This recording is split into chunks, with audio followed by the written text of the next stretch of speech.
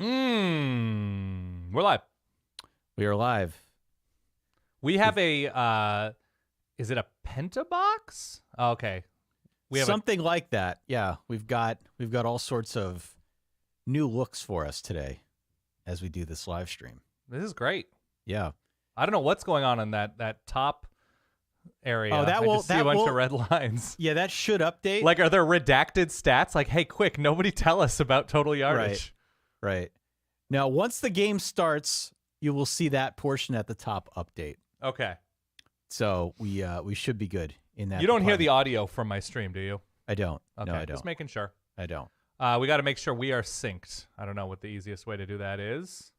So, by the way, here's where we're at with respect to games around college football while we wait for the Oregon game. Yeah. To kick off here. I have been watching the Penn State game, which was an absolute train wreck of an offensive performance by Penn State. And I just tweeted out that I lost my Penn State minus 9.5 live bet. Yeah. I have the worst luck. Honestly, it's the worst luck this year. And I do need to start trying to monetize this because it's really bad, Dan. It's truly, really bad. You really bring that special something to your. It's unbelievable. I saw that pick or that line get down underneath 10 against Indiana at like halftime, and Penn State had that's like, I feel pretty good about that. I feel like the logic is okay there. Yeah. I don't know. I thought when you told me 9.5, I was like, good on you. That feels like easy money. Right, like that. At least the logic is sound. The logic is sound. Yeah, that last Indiana touchdown. The last Indiana touchdown. The Penn State safety at the end when they knocked the ball loose and it was scrambling around. I'm like up here yelling like, get it. It didn't work. Didn't matter. Sorry. Horrible showing by Penn State in this game. I don't know if it's a hangover. I don't know if it's just more of the same, but whatever. We'll talk about it on the show tonight. Hello, welcome on in. If you're just tuning in, the scoreboard that you see at the top of the screen will update once the game starts. I promise you that it will update. They're about to kick. So we'll see that update in due time here. My name's Ty. His name is Dan. We're a podcast called The Solid Verbal. Today, we are a watch-along for Oregon and Utah. Kick contact now. Oh, my gosh. I'm way behind. So you got to catch up? Yeah, I got to catch up. I'll get mine up to speed. I'll tell you what my play clock is. Okay. I'll put the Oklahoma game on up here just to monitor because we had that lightning delay. Where are we?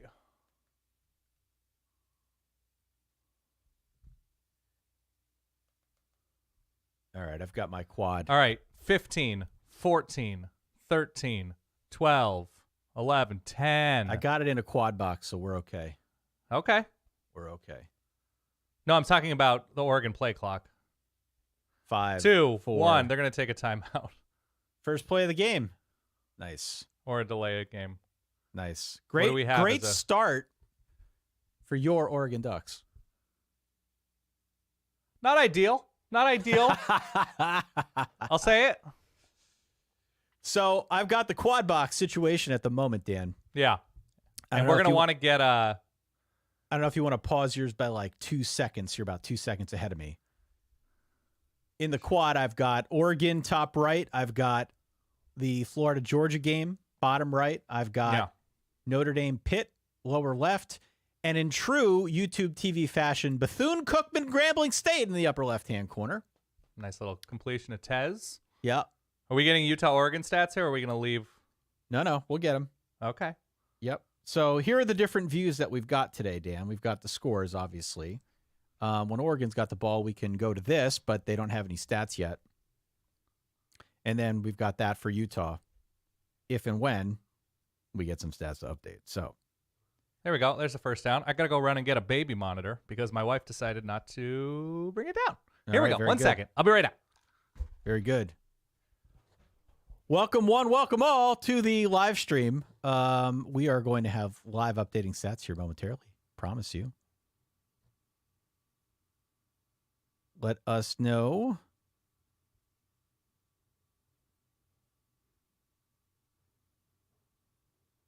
Here we go.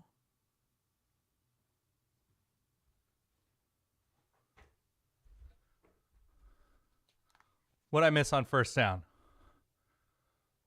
I'm at 28 seconds, 2nd and 3. Okay. I don't know what you're at, if we're synced up. I've got 19 seconds on the game clock, 2nd and 3. Oh, they just snapped it. I'm still ahead of you. Going downfield, long completion to Troy Franklin. That's what we like to see, folks. All right, let me get this guy. Now, I just wonder if this stream is going to be ahead of our stream, but I'm just going to watch this. I can pause it. Don't worry. Oh, okay. Yeah, I can pause it. So I have 24, 23, 22, 21. Hold on, we're gonna need to update our scores here, Dan. Okay. Don't mind me. Not at all. Oh, we got a little pre-snap. A little false start of Rooney. Oh, offside against Utah. Beautiful. Look, I know you might be tuning in and see me wearing this Oregon Ducks shirt, and I don't want you to misconstrue this as me being biased. I want you to construe it as the fact that I am biased. That's right. That's right. Dan, take us to the two wide formation here in our layout while we talk through and get this thing organized. The 2 wide format? Yeah, the two where you and I are side by side while I get this thing squared away. Oh, okay. There we go. Much better. I mean, it's janky. Here we go. Nice little handoff. The edge. Getting down to about the... Oh, it's the 2-inch line. Power run. Power run. What a run. All right, let me get this. Let me get this guy squared away. Ba-ba. Here.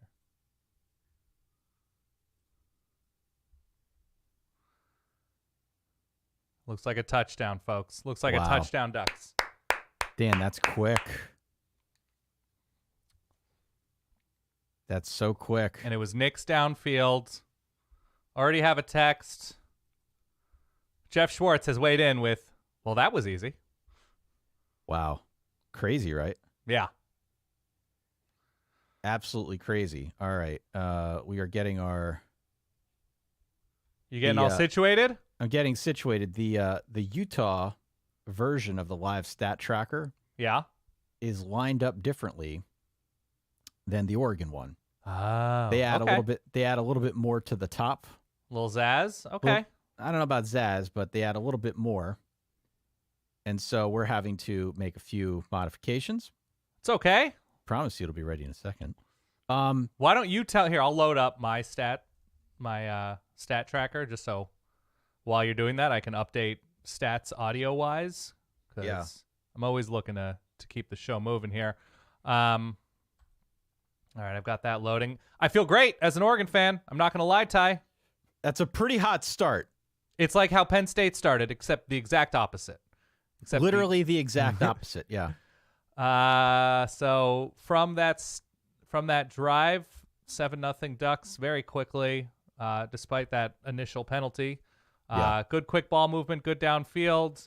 Oregon did not see a third down on that drive, which is always a nice way to start things off. And 17 rushing yards, 58 passing yards, highlighted by the long Troy Franklin completion down the left sideline. And Utah looked pretty off balance. He had a 16-yard Bucky Irving run, And now we got the pig farmer, Bryson Barnes. With Sione Vaki, Jaquinton Jackson. Yeah, it's a good start for Oregon. Yeah. If you're on the Oregon side of this. Jaquinton Jackson, yeah. Who, by the way, Jaquinton Jackson, if you remember, and he's had a pretty good year. He's not the starting running back. He's one of a number of running backs Utah uses, but he's the healthiest of the grouping. Looked so good against USC last year in the Pac-12 championship game. He was one of the guys that did an extraordinary job just slicing and dicing that USC run defense.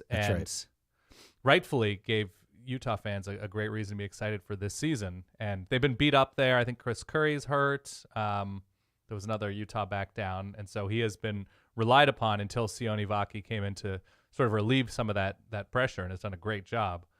But we'll see.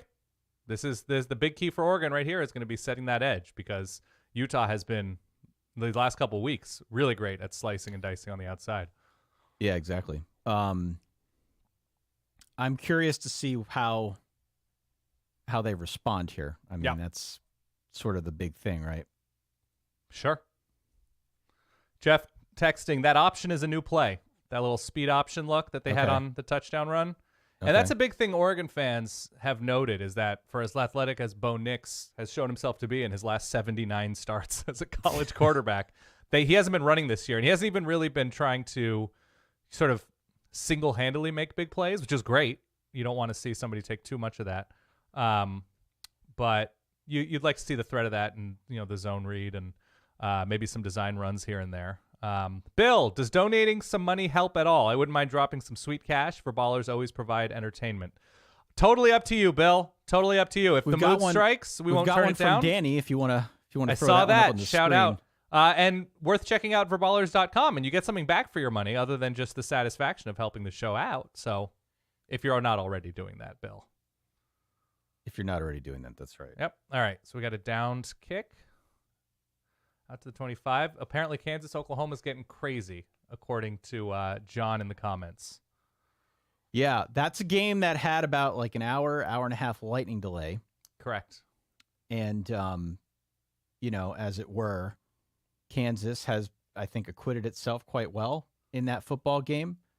I've been watching very, What very channel closely. is that on right now? The game is on. Is that on FS1? Yeah, I got it. Oklahoma up 1, 12 minutes left. Yeah. All right. We're monitoring. You tell me when you need me to go back to our stat look. Yep, we'll be ready here momentarily. Decent run from Jaquina Jackson. Bill is a verballer already. Bill, I don't know, man. I'm just thankful to have you around. How about that? All right. So now, do this. Yeah, it's frustrating when they change it. on the sideline to start. Oh, they're wearing, so it's the Muss game, the mighty Utah student section. Okay. Nice job. That looks like Jeff Bossa.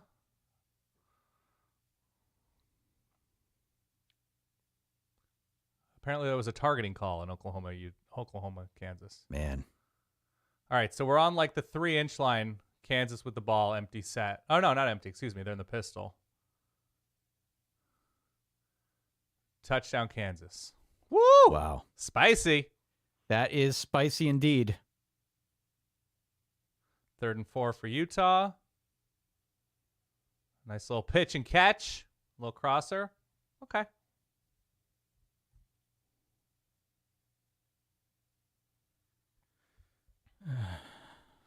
So far, here's your update.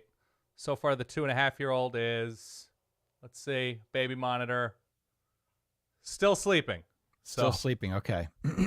Keep us posted. I've got an iPad ready for him just off screen. Snack and an iPad till mom gets home with older bro.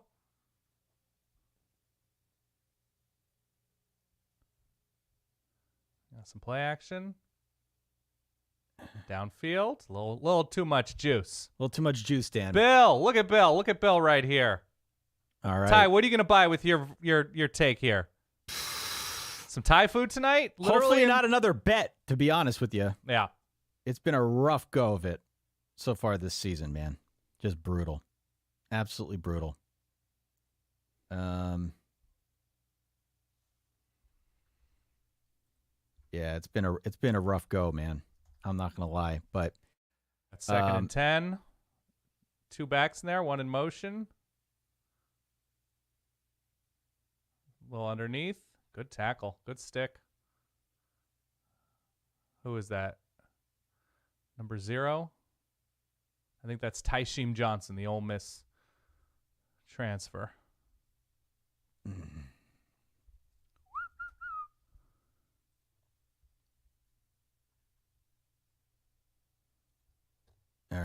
All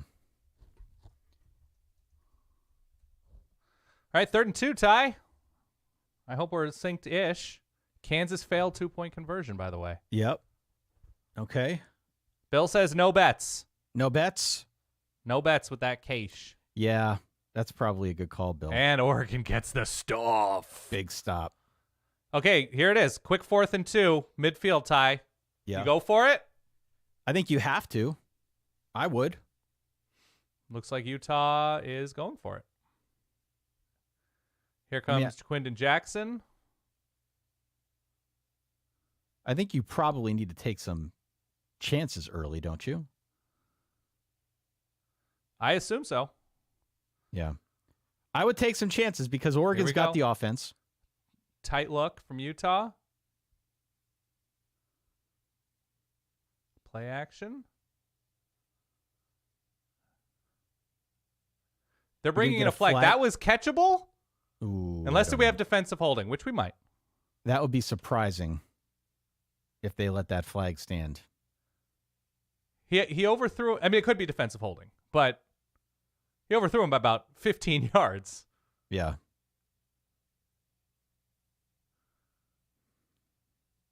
Let's see here.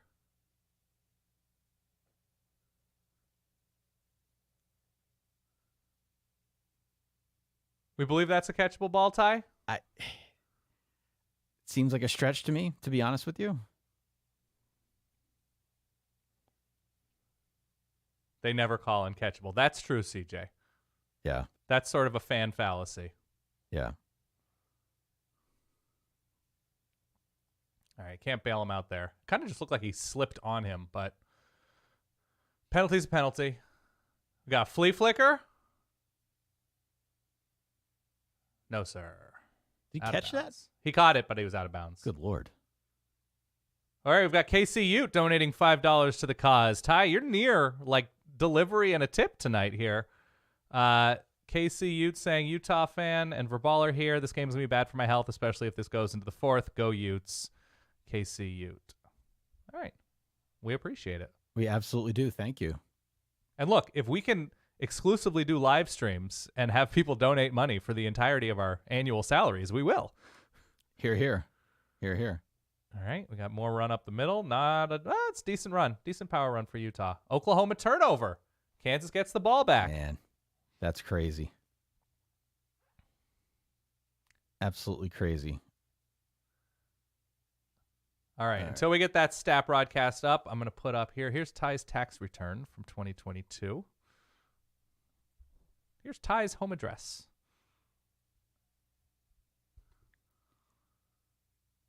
Well, this was working earlier, but we can go to it now and at least have something. Okay, that's fine. If you want to hear, well. Yep. I'll change the overlay here. Yep.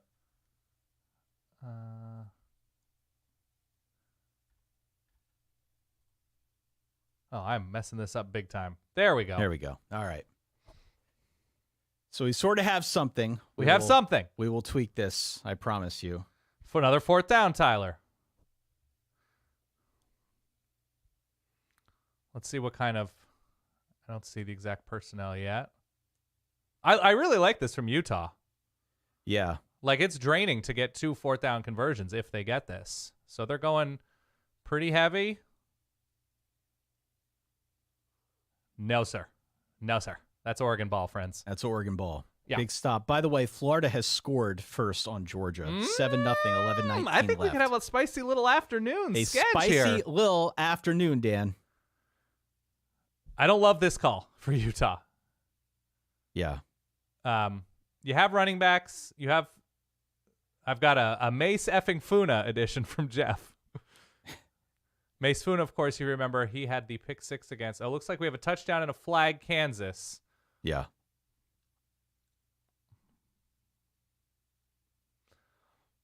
I got to tell you, Ty, it feels good to be on the other end of good decision, bad execution. Feels good. Great decision. Bad execution, bad play selection. But once again, the only thing that matters, the only rule is it has to work. And it has to work, right? And Bryson Barnes left I've said this to a lot of people who never ask for my opinion. Take all of Kyle Shanahan's short yardage plays and add them, Command C, Command V, to your playbook. That's it.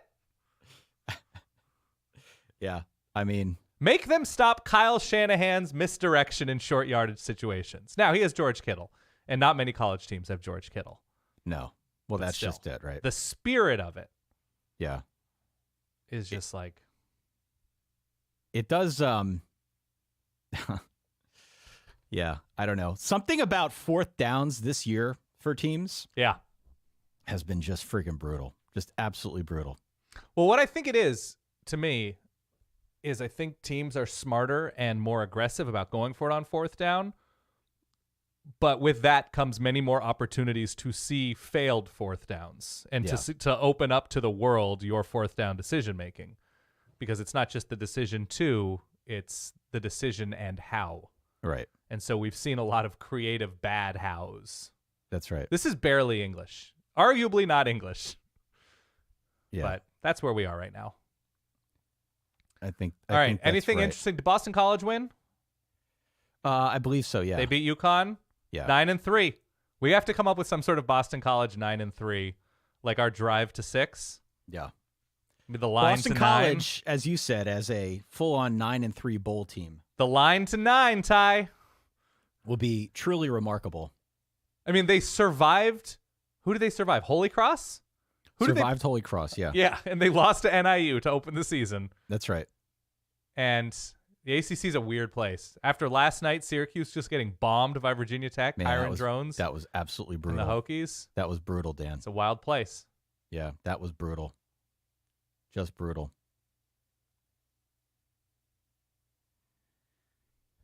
All right. So we got Oregon on the 25.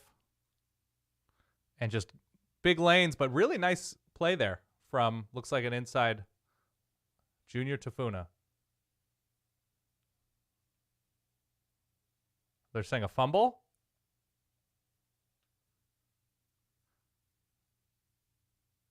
Not ruled a fumble on the field, it looks like. Interesting. All right. Got somebody calling me now. Let's see who it could be. It's my wife calling me. I'm not going to answer. No doubt, fumble. All right. So my score tracker is officially jacked up thanks to Utah's clever formatting of their scoreboard. So we will continue to make modifications as the game progresses. Definite fumble, by the way, everybody watching? It looks so. So just to give everybody an update, we do have 7-0 in the Florida game. We also have 7-0 in the Notre Dame game, and Notre Dame is deep within the red zone. About 4 minutes left in the first quarter there. Let's see here. So that's Marcus.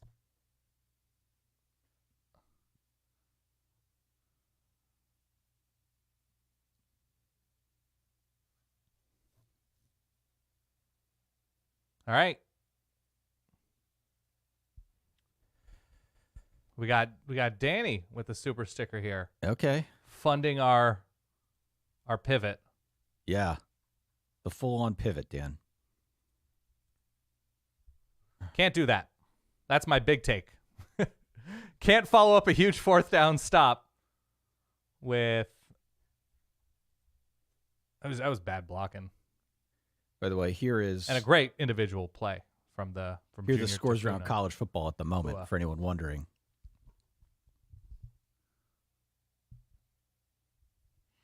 All right, let's see.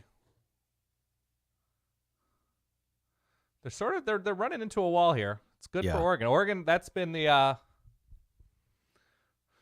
they haven't been amazing against the run this year, but they've played largely passing teams and they've gotten out to nice leads. So those teams like Colorado, Washington State, they weren't big running teams to start with. So hard to know what they actually are defensively fully, but yeah.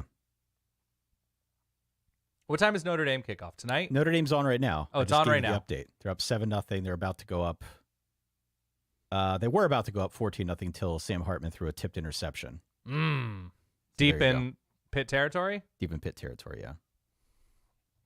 Deep in Pitt territory. What's going on with Clemson? We have Scott saying Clemson right now down 10-7 early in the third quarter. That game scared the bejesus out of me when I looked at it because that point spread was down to 10. And I think in some places it went down to like 9. And I was blown away by the fact that it was that low. And that felt to me like a line that somebody knew something, right? Right. So, all right, 7-0 for those of you who are joining us. We got a lot of new people filing in. 7-0 right now. It is Oregon on top of Utah. Marched right down the field. A nice run. Bucky Irving on that touchdown. No, I think it was Bo. Oh, Bo. Okay. I think it was a keeper on that. That was Bo. Okay. He ran like Bucky. Yeah. To go up 7-0. Elsewhere around college football, you got the scoreboard up here right now. Kansas up over Oklahoma in a game that is somewhat wild down the stretch, and Georgia driving to try and match Florida. Florida is up 7-0 at the moment. Mm-hmm. We've got some Utah stats at our disposal.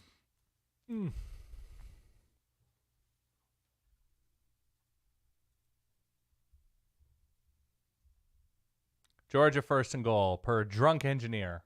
Drunk engineer. Oh, my gosh.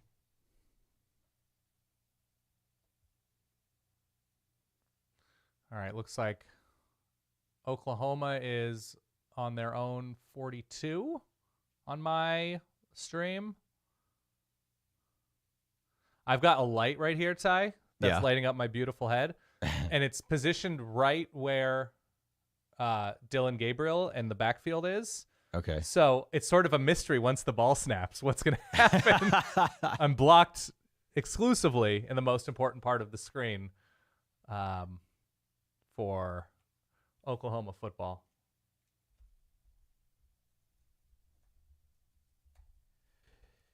Bryson Barnes throwing the football so far.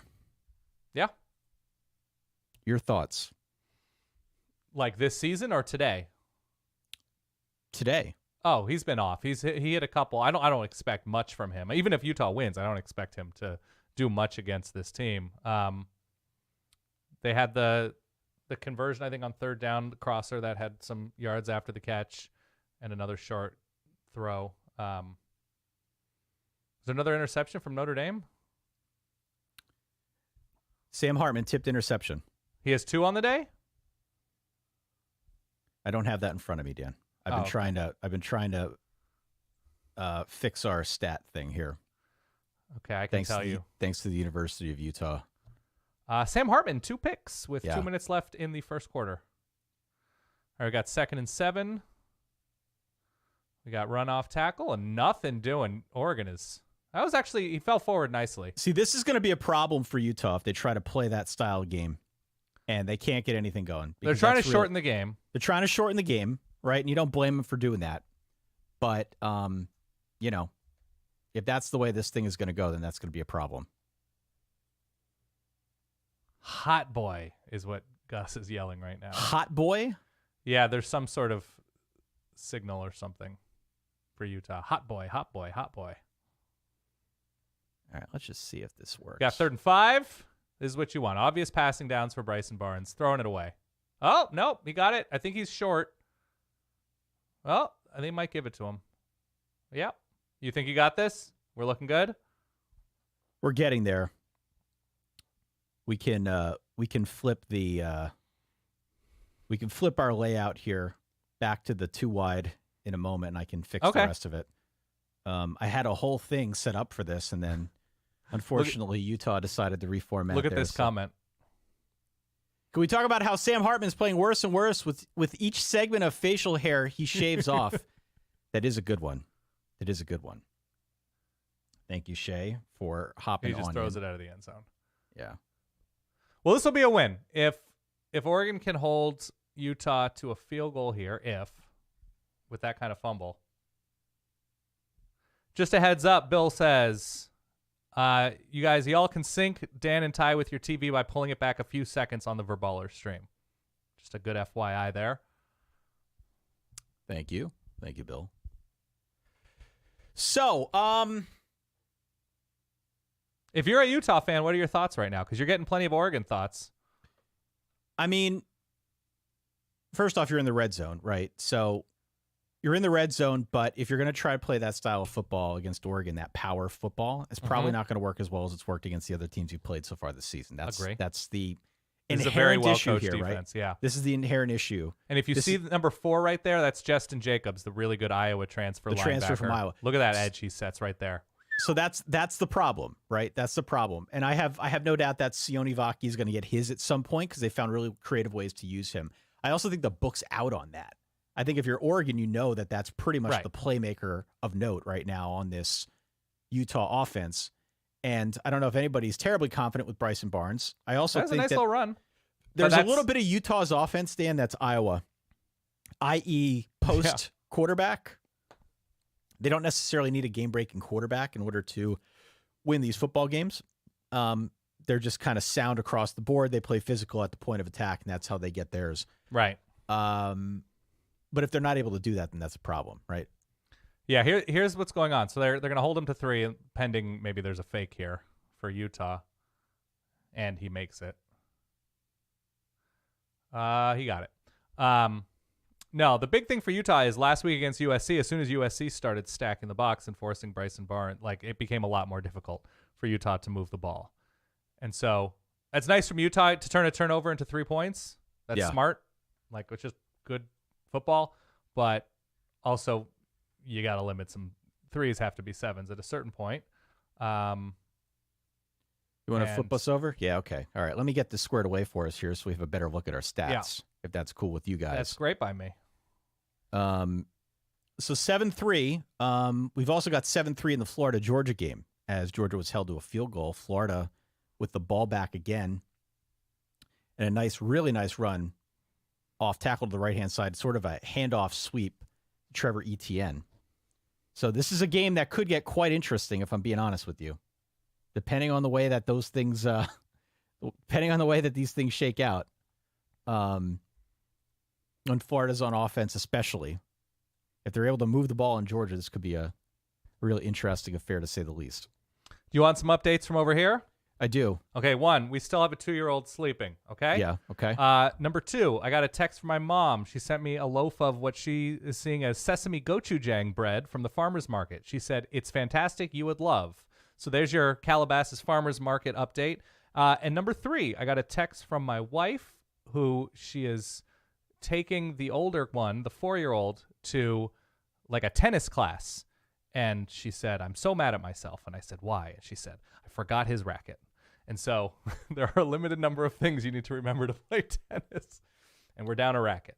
So There we are. Any updates from the college football universe? 17-7 NC State? 17-7 NC State, yeah. 7-3 Florida, 32-27 still Kansas with the ball, 7.5 minutes left. That's right. 6 is what I'm seeing here. Yeah. Texas up early.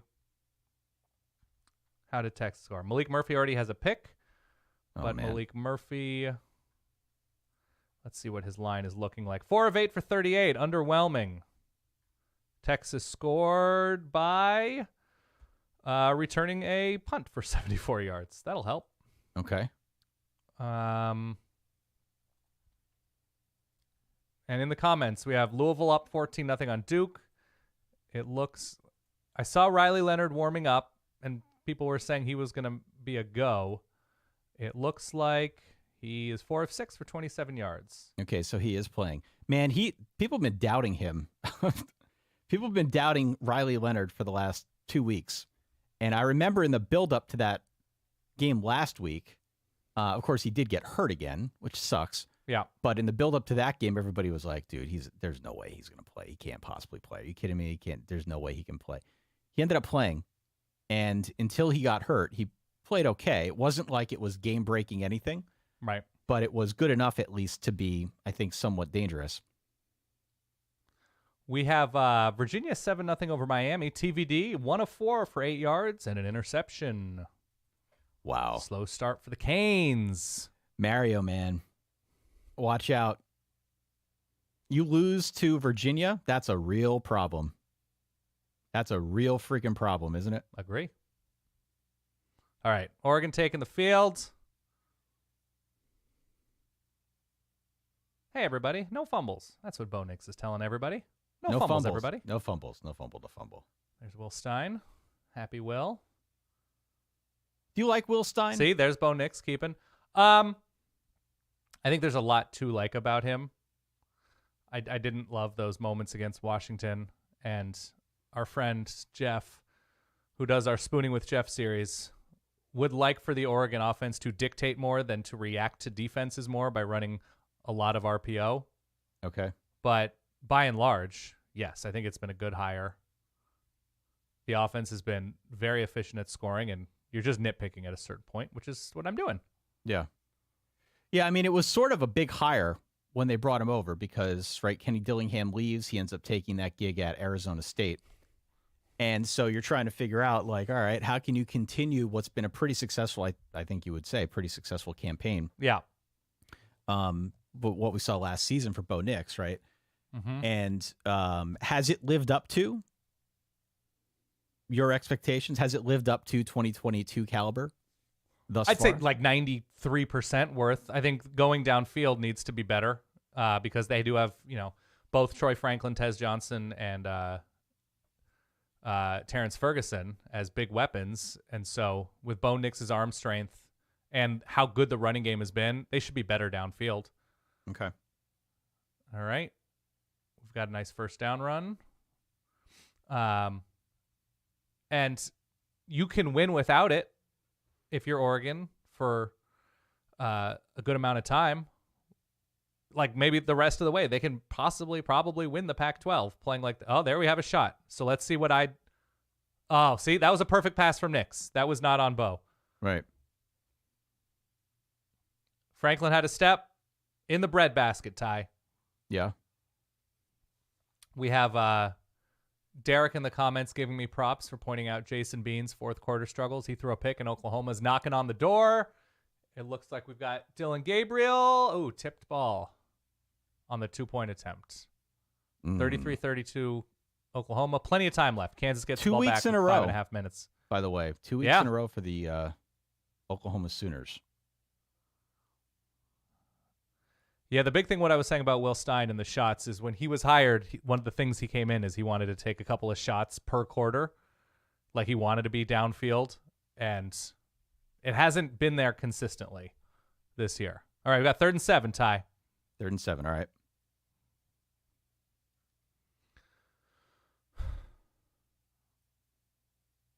Yeah, they'll probably go for it on 4th. They're in plus territory. I think you almost have to. Yeah. I mean, this is an opportunity early to put Utah in a hole. I don't think Utah is built to come from behind. Oh, lovely, lovely pass to Franklin.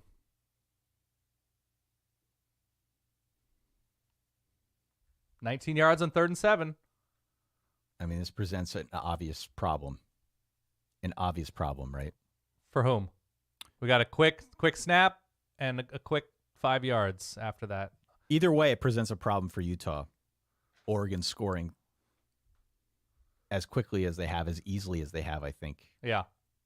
Through their first, 2 drives now? I mean, if they score right here. Yeah. Are you ahead of me? Do you know something I don't?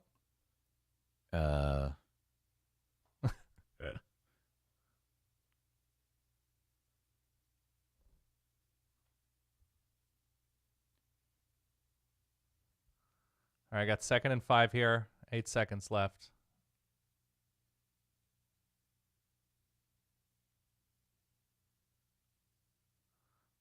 Yep, you did know something I didn't know. Touchdown, Oregon. Touchdown, Oregon. About to go up Did you 14. know that until this second? No, I didn't. Oh, okay. I didn't. I've got a Will Stein, welcome to major college football from Jeff Schwartz. I texted him before. I was like, Jeff was very worried. I was like, Jeff, Oregon's going to be okay. Yeah. That being said, we've got a penalty on Oregon, I believe, on that play. Excessive? An illegal snap. Oh, on the 2-point. Yeah. All right, so here's what we are going to do.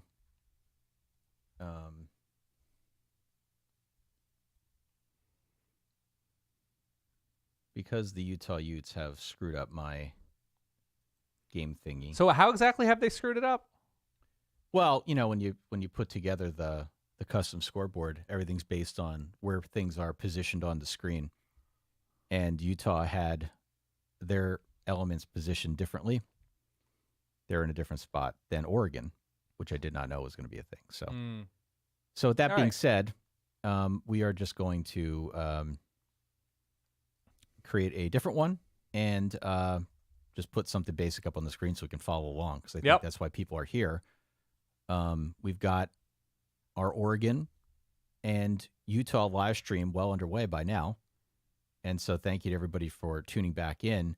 We're also going to try and keep tabs on the other games going on. 14-0 Texas up on BYU.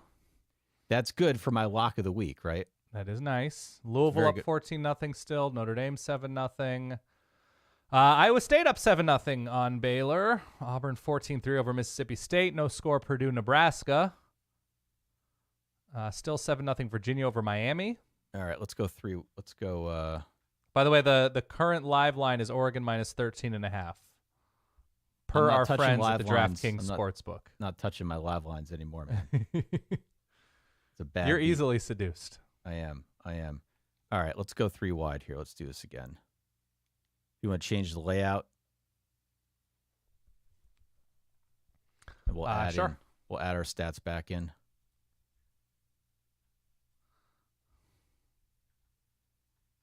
All right. There we go. All right, that looks good. It's at least something. It's something, Ty. You're killing it over there. We'll tweak it throughout the course of the game. All right. So, with that being said,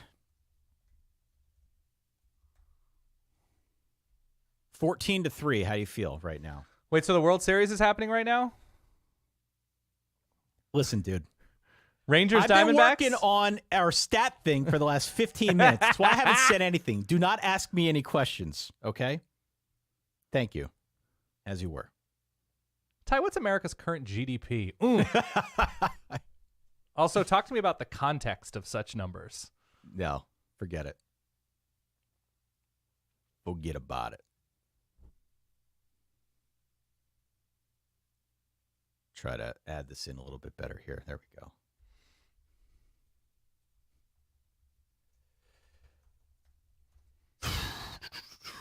$152 Oregon yards to just 51 on the Utah side. And it probably should be less. Yeah, getting the ball back like they did. Correct.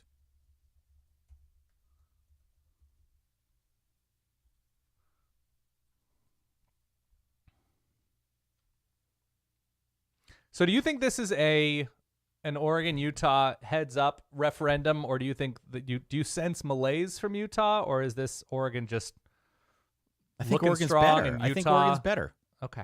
I think Oregon's better. It's a heads up. Yeah. We got downfield Kansas. Ooh, that's a tough one-on-one battle. Incomplete. 4th and 4, Kansas. What channel is Kansas on? FS1.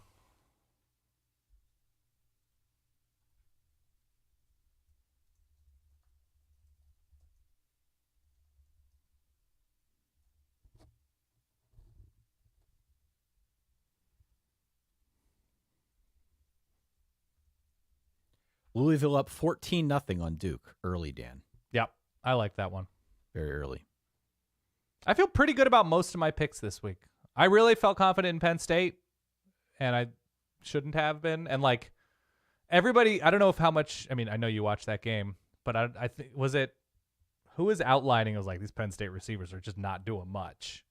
They were outlining that during the game. It was Devin McCourty. Yeah, Devin McCourty was calling it out on the broadcast that it just seemed like Penn State's receivers were not able to get any Oklahoma separation. dropped a pick. Like an obvious, easy game-ending pick. Oof. I hope that doesn't haunt that guy. Oh my God. Oh, brutal. So to update people who are watching this stream, yeah, we're also watching very closely with Oklahoma, Kansas. There's about 2:45 left in the fourth quarter. Kansas with the ball and trying to drive. Oh, my gosh. Jason Bean with a bit of a gunslinger mentality, we should say, on that one. I don't even hate that, but like you have to have a receiver good enough to go up and get that, and he didn't even give his receiver a chance. Right. Let's see. Yeah.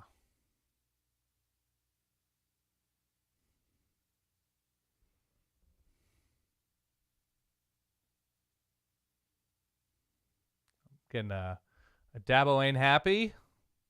I believe that.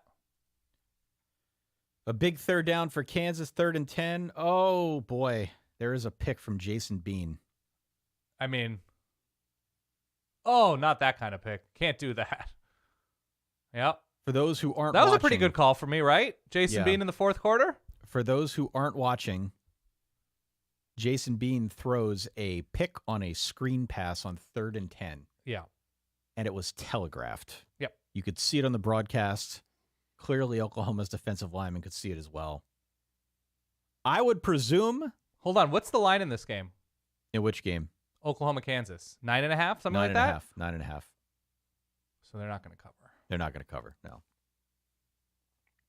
A really bad throw. That's so bad. That was a really bad throw. Yeah, Jason Bean in the 4th quarter. And my August call of Penn State, do they have receivers? They don't. They really don't. I'm going to milk that, everybody, for the next couple months. They really, truly don't. What happened? Is it a new receivers coach or something?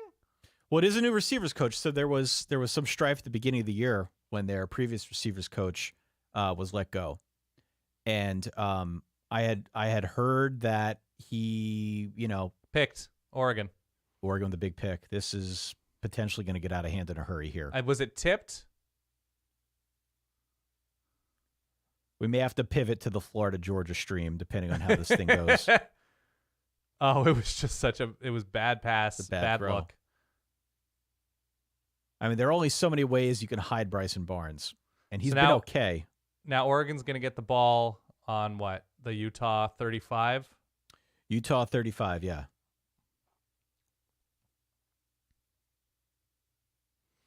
Utah 30, excuse me. So our score tracker here is a little bit ahead, if you can see it. Okay, here we go. I'm not looking at the tracker. I'm just watching the game.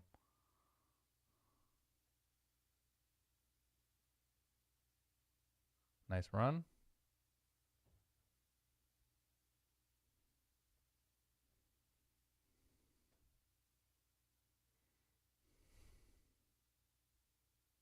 Ba ba ba ba ba ba ba ba ba ba ba ba ba ba ba ba.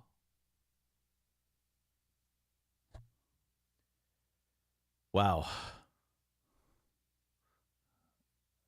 So I got to say, in watching the Florida-Georgia game in the lower quad, Florida looks pretty good. Tell me what you're seeing. I'm going to go to cocktail up here. By the way, we've got a interception for Notre Dame. They get the ball back. Oh, they're the ones intercepting this time. Now they're the ones intercepting. Good. Yeah. It's much more fun that way. A turnover-heavy game in the very early going here, early on in the 2nd quarter. No, the Florida-Georgia game is interesting. Graham Mertz, in the little that I've seen so far, again, through just like our quarter. He's been solid this year. Looks pretty solid, and they're finding ways to put him in a position to succeed. They're not asking him to do too much. It is still an offense that wants to run the football. Right. But given the fact that he's been pretty efficient, they're mixing in a little bit more of the intermediate stuff. By the way, NC State up 24-7 now on Clemson. 3rd quarter. 24-7? That's pretty much all she wrote. For Dabo Swinney's career? Not for Dabo Swinney's career. But do you see Clemson coming back from 17 points against an average defense? No, and NC State's defense hasn't been awful this year for the most part. Can we also mention Bucky to the corner, down at the 3, it looks like. Can we also mention that the Northwestern Wildcats, your Northwestern Wildcats knocked off Maryland today. Did they pull that out? What was the final? 33-27. All I saw was, I think they had 24 at the half. It was like 24-17 at the half. And it seemed like the Big Ten Network was scrambling to find the last time Northwestern scored 20 points in the first half of a Big Ten game. Yeah. I'm calling a 3-yard touchdown here. Troy Franklin. It was a really nice play. Yeah. Talking about Irving, Bucky Irving. What? We have this here. Was Irving a transfer or just a decommit? Bucky Irving was a transfer from Minnesota. He was a rotation running back, a 4-star out of high school. Played for the Gophers for a year and transferred to Oregon. Okay. And the rest has been very, very good for Oregon. Yeah, he's been solid, right? He's been more than solid. I think he's probably one of the best 5 running backs in the nation. Yeah. For sure. Well, I mean, so look, like, this has been kind of wild, hasn't it? I didn't see this coming. Look, I do like to think about, like, if a team is going to blow out another team, which is which. And I didn't say Oregon would be that team, but I did not see this coming. 21-3 is your score with about 12 and a half left here. So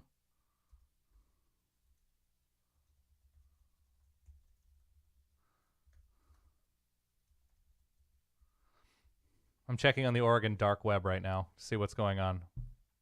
They're probably elated. I mean, this is the type of win. Oh, yeah. Type of game. I mean, I guess they haven't won yet, but feels like it's on track for that. This is the type of showing that I think is enough to boost you in the polls, right? Yes. To do it on the road against a team with this kind of ranking, my question is, if Bo Nix puts up huge numbers today, which he might not because they might have to call off the Dogs at some point, but where are you with the Heisman right now? I think Jaden Daniels is my guy right now, but I have to see it. I'm watching a replay in Florida, Georgia. After Michael Penix no showing against Arizona State, it seems pretty wide open.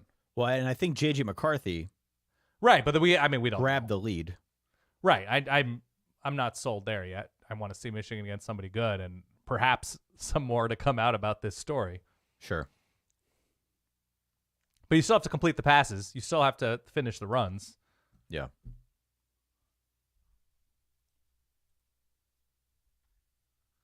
So we're in a review right now in the Florida-Georgia game. They're debating whether or not Florida got to the line to gain. Kansas has gotten the ball back, Dan, with inside 2 minutes. They forced a 3-and-out from Oklahoma. It's 33-32, 158 left. Jason Bean just ran for a first down.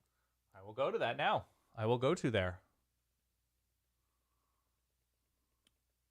So this is an interesting situation. Jason Bean coming off a near pick, a very bad near pick, and then a very bad actual pick. All right. This is redemption. Thy name is Jason Bean, right? Yeah. Here we go. Yep. Rock chalk. Oh, my gosh. What do you have? Blown coverage. Tight end wide open at the 50-yard line. Steps out. And all they really need is, like, get down to the 20 or something. I don't know how Kansas's kicker is, but they got plenty of time. Blown coverage. Oh, he didn't run. He bit down. Yep.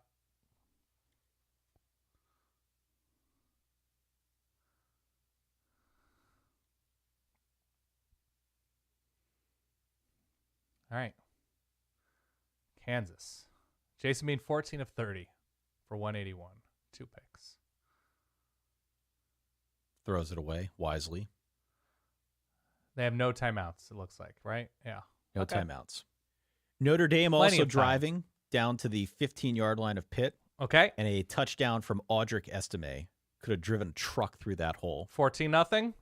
It's about to be 14-0. Great. This is a great window, by the way, right now. For me personally. Oh, my gosh. So Florida did not get the first down. They decided to go for it first play of the second quarter. It was a direct snap to a running back. Yep. And they decide they're going to try some sort of gadget play where he's going to pull it back and try to throw it. It was an awful play. Like a Trey Burton-esque moment? Sort of. Graham Mertz lined up in the pistol. He then went up like he was going to take a snap, and they snapped it through his legs to Trevor Etienne, who wanted to throw it, and it just was no bueno. So Georgia takes over. Dude, pretty good field position. They're running Bryson Barnes, and he just lost 2 yards. Man. You're down 21-3. I don't know if running your backup quarterback is a long-term answer. A long gainer for the Kansas Jayhawks. There we go. I'm seeing this. Down to, he's going to get out of bounds at the 9. Yeah. All right. Now, this is where good coach. That's on 4th and 6, no less, Ty. No. This is where good coaching has to step up. Wow. Drain, Kansas. Drain. Yeah. I mean, here's the thing about Oklahoma, right? Yeah. We did a game. We didn't do any games. We previewed the Red River Shootout a couple weeks ago. And one of the things that I brought up, and I had a bunch of Oklahoma people ask me, like, what are you talking about? Where'd you get that stat? Tackle success rate. Yeah. Remember that? Tackle success rate. So tackle success rate come touchdown Kansas. They basically let them score. Yeah. 55 seconds left. Oklahoma's going to get the ball back. And it looks like Kansas is going to have to go for 2 here, I'd imagine. They don't want to be up 5. While we're waiting for this, let me tell you this story. Please. I called out tackle success rate. That's one of these stats that there's a little bit of home cooking there, right? It comes a lot from the PFF tackle metric where they track, the tackle success and whatnot. And there are some other metrics that are layered on top of that. But tackle success rate was not a stat that Oklahoma was excelling in. They were like bottom 100 of the nation. They weren't very good, or outside the top 100. And then coming into this game, I saw the stat hasn't really moved up that much. If anything, it had moved down a little bit. We saw a ton of missed tackles. They stopped them. They stopped Kansas on the 2-point conversion, so 38-35. One of the things that we have seen so far in this football game is Barnes just sacked, lost at 12. Oh my God. One of the things we've seen in this football game is Oklahoma's inability to tackle. In the first quarter alone, part of the reason why I think Kansas was able to jump out to a quick 14-0 lead, it's because of tackling. And they even called it out in the broadcast, Brock Hewer did, about how there were like 5 missed tackles, easy missed tackles in the first quarter. We've seen that persist throughout the game. So when you and I hit go live tonight and record, I think that's what I'm going to call out for Oklahoma. Because the defense as a whole has been better, statistically speaking. But, you play against a good offense, you get into games like this, especially in the Big 12 where you have shootouts and things of that ilk. Like, you got to be able to tackle. I'll tell you what, whoever, I think it was 94, the nose for Oklahoma there, who made that play, busted through the Kansas offensive line. Sound tackling. Yeah. Well, I don't know if he made the final tackle, but a sound stop from him. So. Sure. They left too much. What do you do there? 58 seconds, no timeouts. You can drain, or you can force Oklahoma to take timeouts and kick the field goal. You can score the touchdown if they let you. Yeah. It's so much time with two timeouts. Yeah, I mean, I don't mind the whole let them score bit. No, neither do I. I'm saying, what do you do if you're Kansas? I think you take the points if you can get them. You take the points and you put your defense out there. You still are counting on, if you're an Oklahoma fan, you're counting on Dylan Gabriel leading like a 70-yard drive, something like that. I think you take the points if you can get them. Right? Utah punting 4th and 10, by the way. Wow. 21-3. 21-3 Ducks. So much for the biker gang that was Utah. You got a touchback. All right, Dylan Gabriel. Time to wow America. About a 75-yard drive, 49 seconds, 2 timeouts. Let's see what he's got. Oh, man. So there's a flag. Not good enough. But you're not going to get that time back on the clock. No. Dillon Gabriel looked downfield, had the check down, threw a swing pass. About 4 inches off the ground. 4 inches off the ground. Running back instantly goes down. So you lose 8 seconds, and they called holding on the offensive line. So now you're backed up 10 yards. You got nothing on first down. Lost 8 seconds and a down. I don't know if that matters. Well, oh my God. Kansas got basically tackled on that play. They just showed the stat 11 for 99 penalty-wise.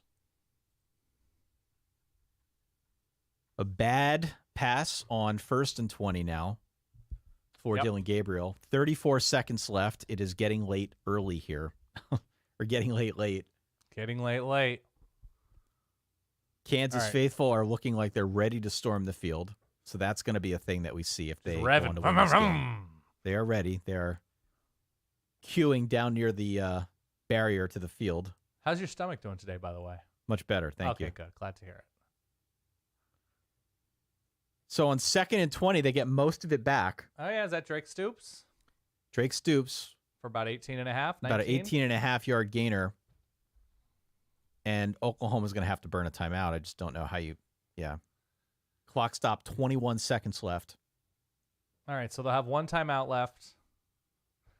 Kansas hasn't beaten Oklahoma, according to David, in almost 30 years. Wow. So this would be Kansas beating both Texas and Oklahoma in the final, 3 years, 2 years, whatever. That's right. 3 years of their... What a run, man. What a run. If they can pull it off. If they can pull it off. There's still time, of course. There is still time. And this is not a shutdown defense by any stretch, right? If we go on our show tonight, as Graham Mertz gets sacked, if we go on our show tonight and we tell everybody, look, Kansas was up 5 with 20 seconds left, and they gave up a 65-yard touchdown pass, totally believable. Yeah. Totally. It'd be a gut punch for people who are rooting for Kansas, be it a Kansas fan or just an Oklahoma hater. But suffice to say, you would believe that in a second. If you've watched Kansas football, if you've watched Kansas defense at all, right, you would believe that. All right, so we got Oregon back on the field on offense. Flag down.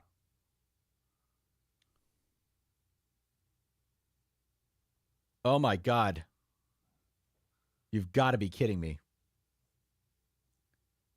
Are you watching the Oklahoma game, Dan? Yeah, so we have what? What's the flag going to be on? DPI, or did he push off? Lance Leipold does not look happy with the result of that play. It was a lollipop. I saw that. An absolute lollipop from Dillon Gabriel. Is that to Nick Anderson?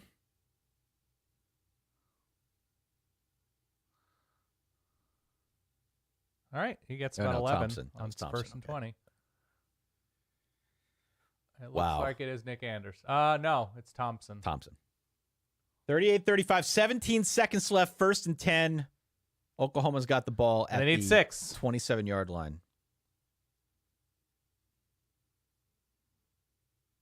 This is so fun. Wow, 8 seconds left here. Get out of bounds.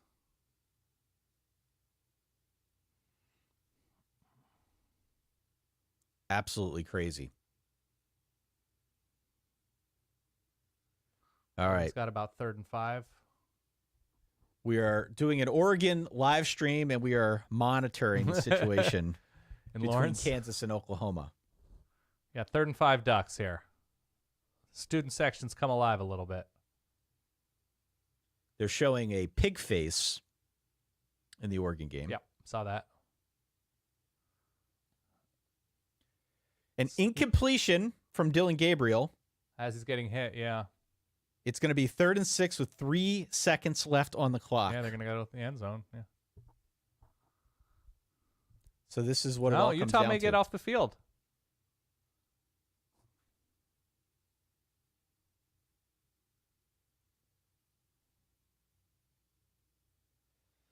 Final play here for Oklahoma.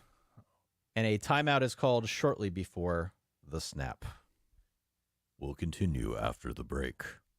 By the way, the Georgia score is 17-7 now in favor of the Georgia Bulldogs. Yeah, Georgia Bulldogs. that escalated quickly. And they are driving for more points. What's your hydration level at this point? Because I know you got to monitor that. I do have to monitor it. It's not good at the moment. To be honest with you, between the Penn State game and my beautiful stat thing that I bragged to you about all morning long. It looks good right now. I'm good with it. I had so much more for us on this stream. The fact that it did not work for me is very disappointing, but I will survive, I suppose. Between trying to fix this, between watching that Penn State game, it's not good. So we may have to take a break here at some point and hydrate. Hit some Liquid IV, formerly a sponsor. Still, does that help? You were the one who told me about it. No, I'm saying with your voice. With my voice, no, nothing will help with my voice. It's going to be raspy as all hell tonight. We can curse on this, right? Yeah, absolutely. Okay. Fuck yeah! Final play. Dylan Gabriel up. Kansas wins, Dan. What an upset in Lawrence. The number 6 Sooners fall to the Kansas Jayhawks. Wow. Jason Bean looking emotional on the sidelines. Wow.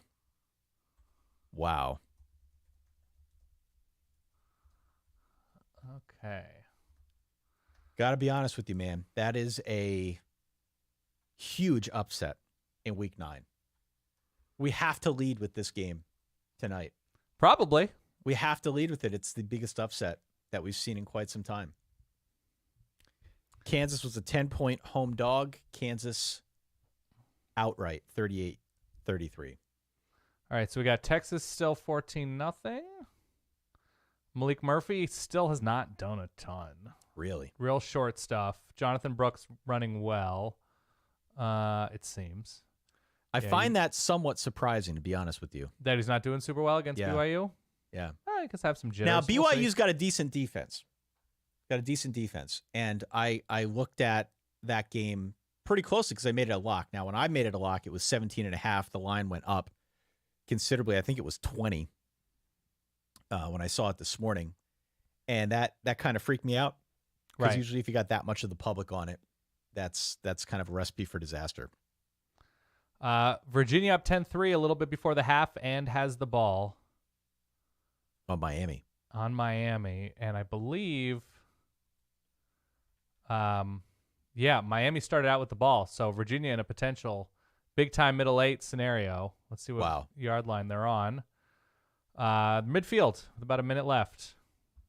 3rd and 2, Virginia. Tony Muskett, 10 of 15 for 131, having himself at least in the box score. The Musketeer, baby. TVD, 6 of 10 for 55 and a pick. Man. What is up with that? All right, so we have direct snap to Sony Vaki for like 4.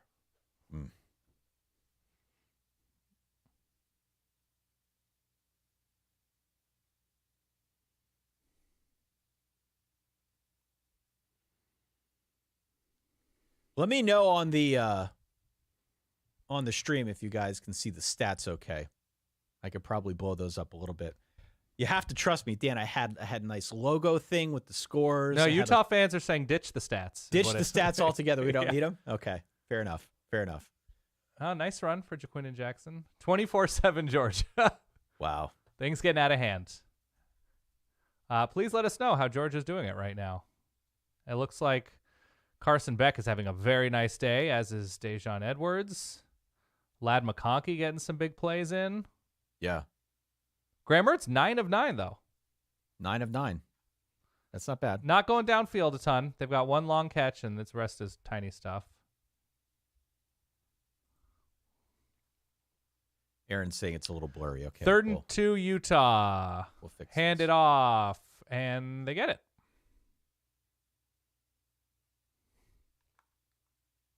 I'm going to have to hydrate here soon, Ty. Whoa. Hey-o. Watch out. Zoom.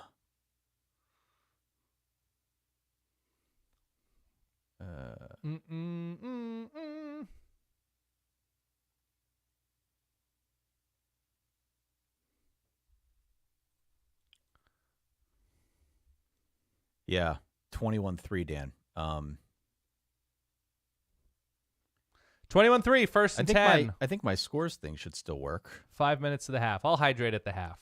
See I think everybody should hydrate. See this at nice the half. score thing I have here? I like it. We were supposed to have scores that showed up in there. They don't show up anymore. But looks like we've got a hold on Utah coming. But this is what we've got elsewhere in college football.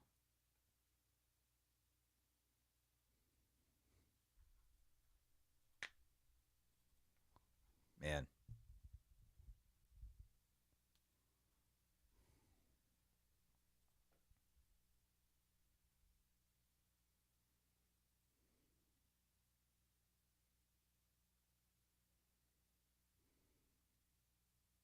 We were hopeful that this was going to be a closer game. Look, there's plenty of time. Yeah. Are you seeing anything interesting with Sam Hartman after those picks? Does he look like he's calmed down? I have not been watching, to be honest with you.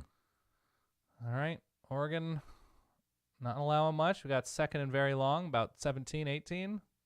I've got the Texas game on in front of me here so we can monitor what should I flip to? If Georgia's comfortable. I've got Georgia, I've got Notre Dame, and I've got, obviously, the Oregon game. I've got Texas as well. So USC up 10-7 against Cal. Why don't you pick up Louisville Duke for a bit? Whoa. Let us know what we've got. Let us know in the chat what we're missing, by the way. If there's anything around college football that we need to monitor more closely. They're showing highlights on the Texas broadcast of the Kansas win. Crazy. All right, we've got a 3rd and 7 or 8 coming up here for Utah. What's interesting about the Kansas game is that one went to lightning delay right around the point in time where it felt like Oklahoma was really swinging things in their favor.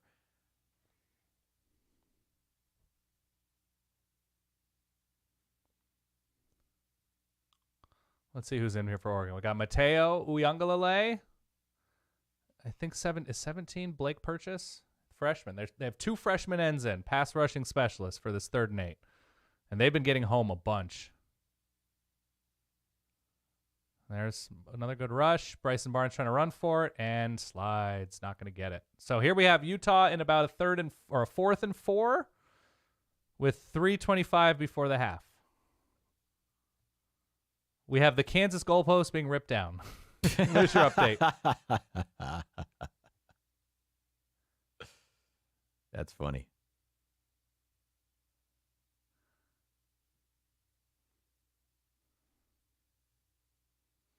Brandon Dorlus has been very good for Oregon on the line, defensive line. He might be a first-round pick. Really? Yeah. Oh, nice little Utah bounce there on the punt. Dorlus is sort of that tweener. That's nice if you can find the correct role for him.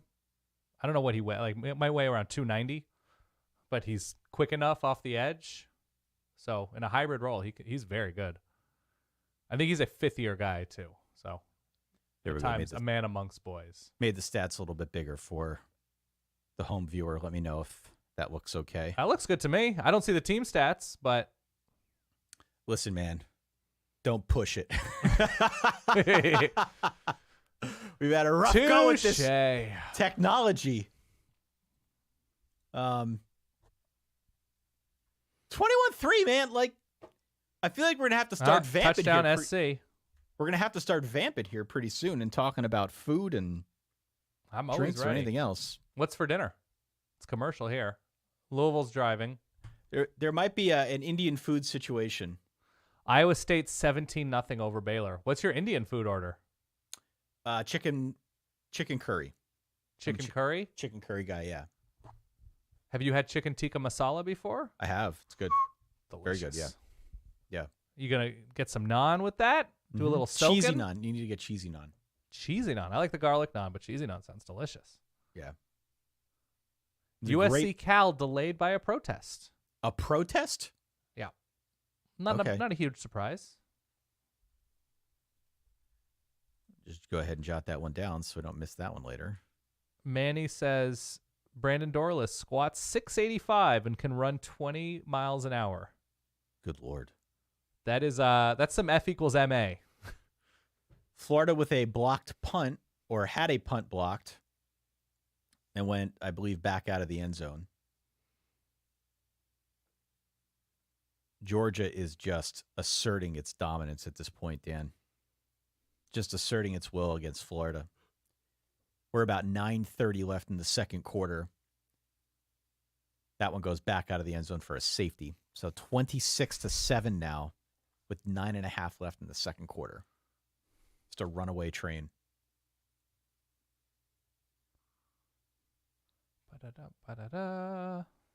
BYU is driving in this game. Okay, that's something. So they've gotten down to the Texas about 9.5-yard line with 5:40 in the second quarter. Keaton Slovis rolling out to the right, decides he's going to try and scramble, gets flipped, and thankfully did not break his neck. NC State, 24-14 now. Oh, my God. You know, we knew that this afternoon block was going to be interesting. Yeah. I think we expected that there'd be some points of intrigue here in this afternoon block, and so far it's been living up to the hype pretty much everywhere with the exception of this game. With the exception of the game that we picked. Virginia up 10-3 against Miami at the half, by the way. They did not find the ability to punch it in before the half and secure the middle eight. Yeah. Tulane 17-7 over Rice.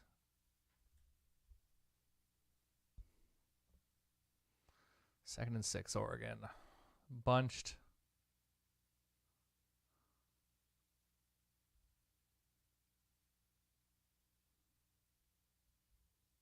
We got a super chat here from Joshua. Oh, what's up, Josh? If you need to vamp, how about opinions on the final four of the Verballer candy bracket? Oh, interesting. Okay. Snickers versus Reese's and Twix versus Butterfingers. We're saying Reese's peanut butter cups, I assume, not pieces or some sort of candy bar Reese's bracket.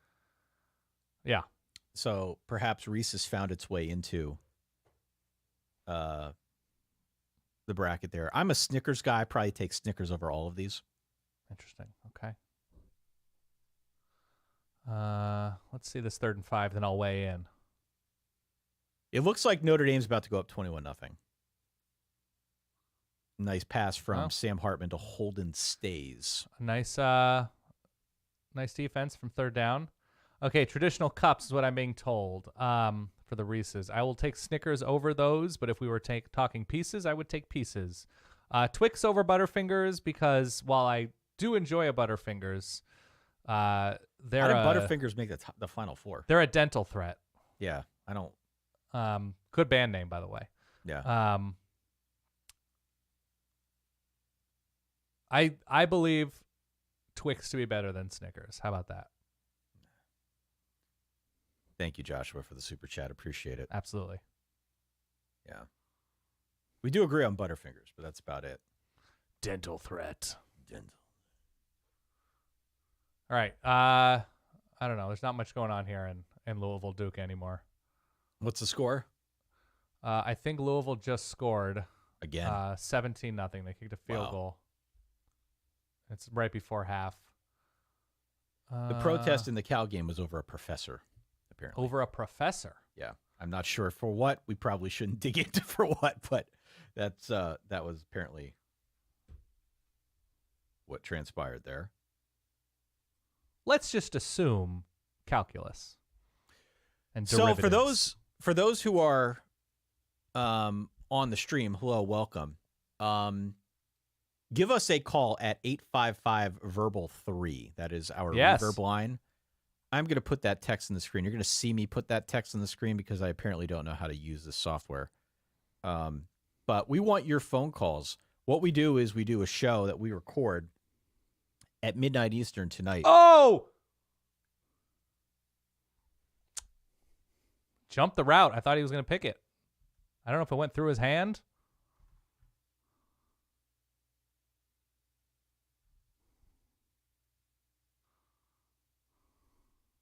Here we go. This is real time. Oh, look, Utah's look at you. Utah moving the ball kind of nicely before the half. And they themselves have a middle eight situation, Ty. Yeah. Don't sleep on the Utes. They get the ball, I believe, to start second half. Utah has all 3 timeouts. Barnes, plenty of time.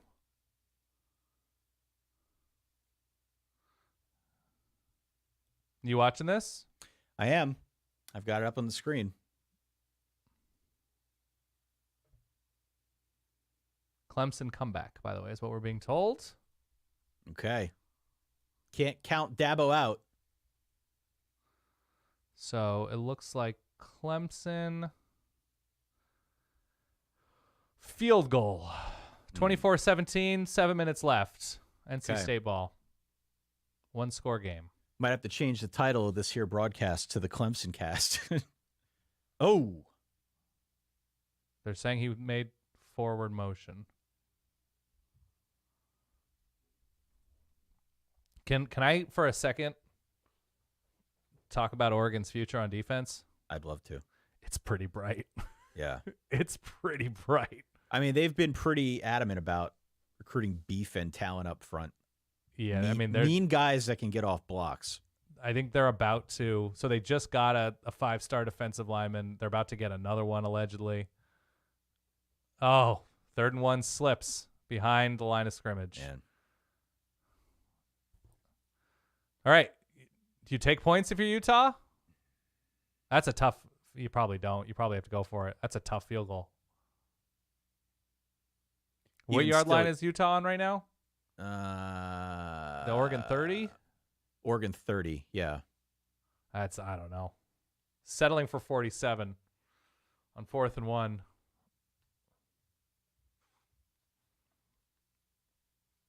Touchdown Miami. I'm seeing Clemson had 1st and goal, but NC State held them to a field goal. Clemson struggling in the red zone? Huh.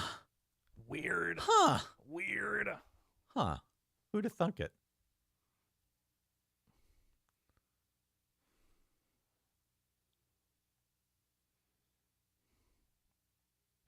All right, Utah's going for it. I think Big the right 4th call. down. I think the right call. Yeah, so do I. Look, if you don't have faith in your team to get a yard, what are we doing? No. What are we doing? Touchdown Notre Dame. Notre Dame about set. to go up. About You to go got up. Vaki. No, excuse me. Taimani.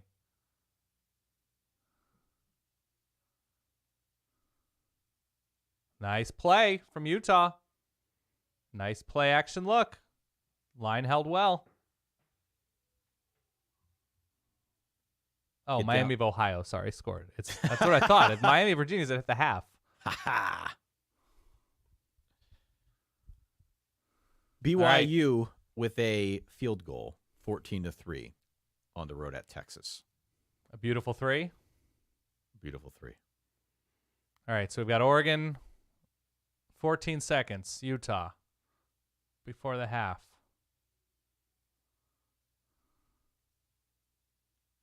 More play action. Incomplete.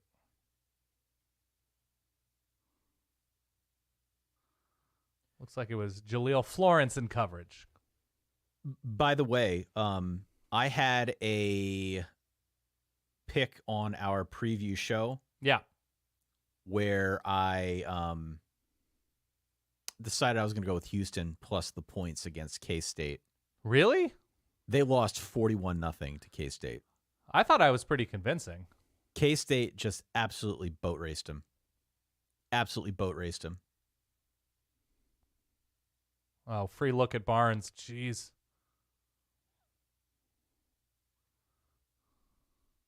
All right, Utah field goal. Good red zone stand for Oregon.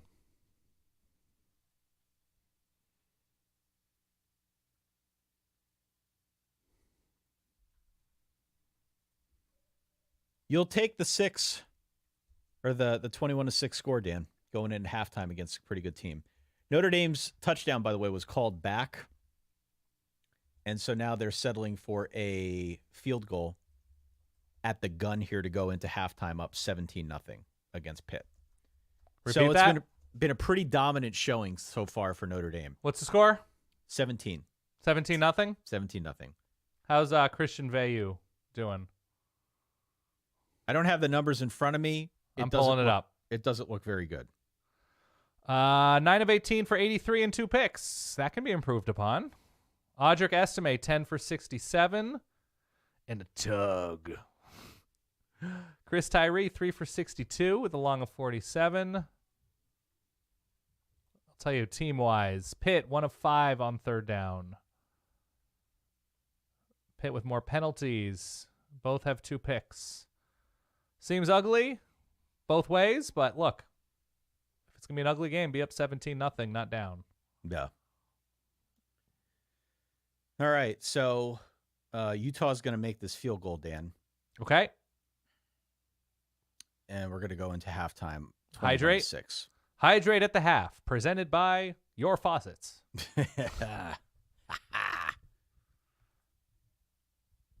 We got a flag on the field goal.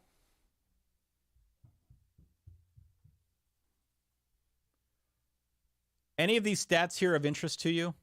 You can see me highlighting them right now on the screen. Obviously, the big one that jumps out is Bo Nix, 14 of 16. Yeah, that's the big one to me. For 142. And it could be even crazier given that we had the Troy Franklin drop. That's right. For like 35, 40 yards downfield. I mean, the other one right now is that Utah's got 28 yards of rushing at half, averaging 1.6 a carry. Most of what they've done so far has been through the air. And that's a little surprising to me. But what is Utah on third downs, third and fourth down? Utah on third downs is 4 of 10. And on fourth? 1 of 2. Okay, so that's what, 5 of 12? That's right. Not horrible, but yeah. The big number to me is Oregon. You know how many third downs Oregon has faced? Do you have that? 3 in the first half. That's right. That's right. 1 of 3 on third downs.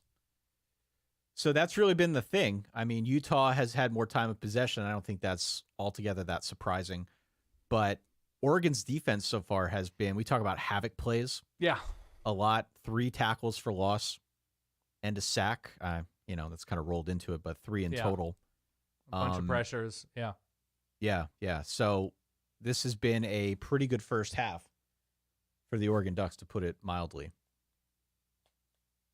All right, I'm going to get some water. Okay. I don't know if you want to vamp or you want to put up a graphic. Well, I had a thing that said we'd be right back. Let's see if this works. Yeah, it works. We'll be right back. Okay.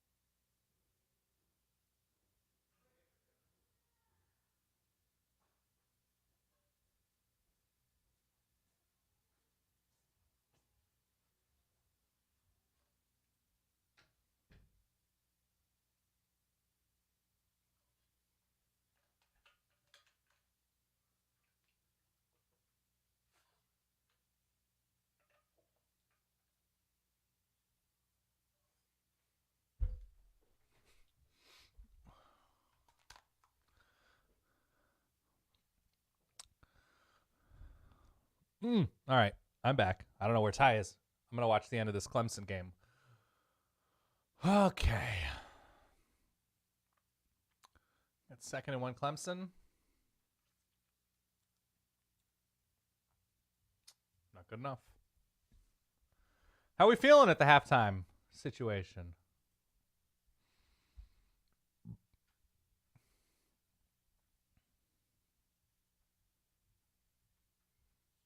Oh, bad stock music. Hold on.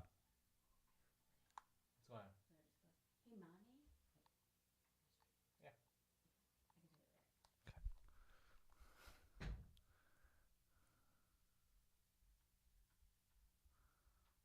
Oh, you guys want the... I did forget the...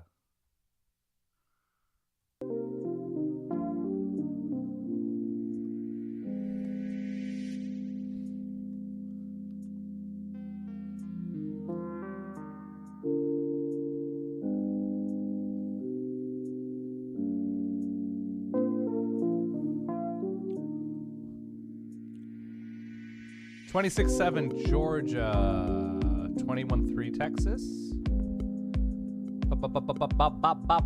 Cal has taken the lead. Caleb Williams having a nice day. Marshawn Lloyd, not much. Jaden Ott. Woo! Jaden Ott. Woo-hoo-hoo-hoo-hoo!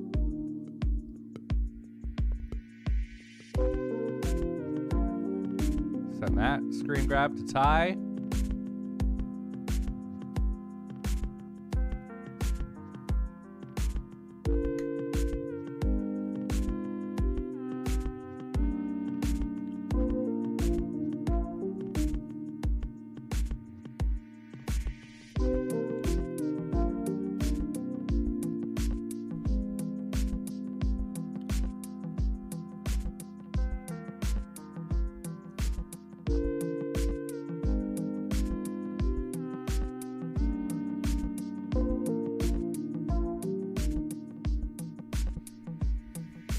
Kind of pillow talky music. Hey, let's just watch some Clemson NC State, huh, guys? I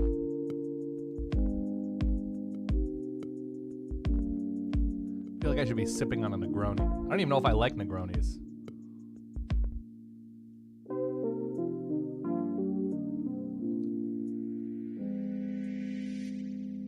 Everybody seems to like it. Solid Verbal After Dark is right.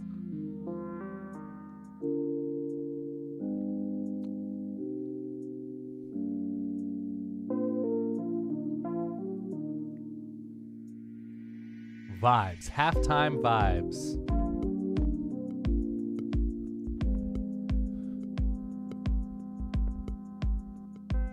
I think I agree that Negronis are terrific.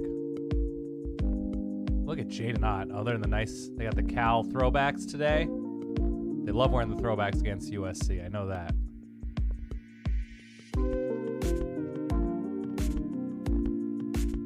Oregon might score 50, 60 points against SC. I'm back, Dan. Oh, nice. We've got the vibes. I like it. The vibes apparently are very divisive. The vibes? Divisive, yeah. Oh, yeah. So, should we take a look around college football real quick? Yeah, we've got a review about, I think, Cade Klubnik being down as Clemson drives to tie, or I don't have the volume on. Let's see what it's ruled. NC State people appear to be happy, so it seems to be ruled against Clemson. Here's the scoreboard. I've got it up. What is going on with this Cal USC game, Dan? Did you see what I just texted you or messaged you? Jaden Ott, 141 yards rushing on yeah, they're running all over him. I just watched some highlights. Wow. Oh, he's down. He's for sure down. That's not even a question. So here's what we got. Georgia up big time on here. Let me refresh this. We got Bruce on. Yeah, we got Bruce on the Fox halftime show. With Chris Peterson.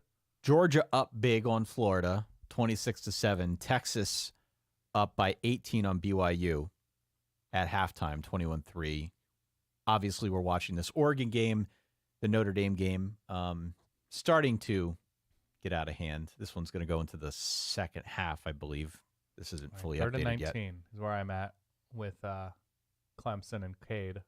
Yeah, we've got Cal up on Southern Cal, 21-17. God. Auburn up big on Mississippi State, 24-3. Iowa State up on Baylor right now, 17-6. The Virginia-Miami game looks like an absolute slop fest, as does Minnesota-Michigan State. Both of those are sub-20-point affairs.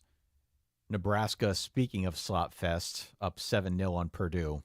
I wish I would have wagered more on Nebraska in that game because Purdue is a disaster. Now up 13, probably about to be 14. Elsewhere around college Nebraska's football, up? 14, yeah, 14-0. About to be 14-0. Yeah, that made sense. Elsewhere around college football, just the early stuff, the big headliner of which, of course, was the Kansas win 38-33 over Oklahoma.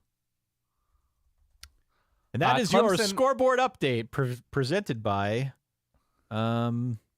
Let's just throw that out there.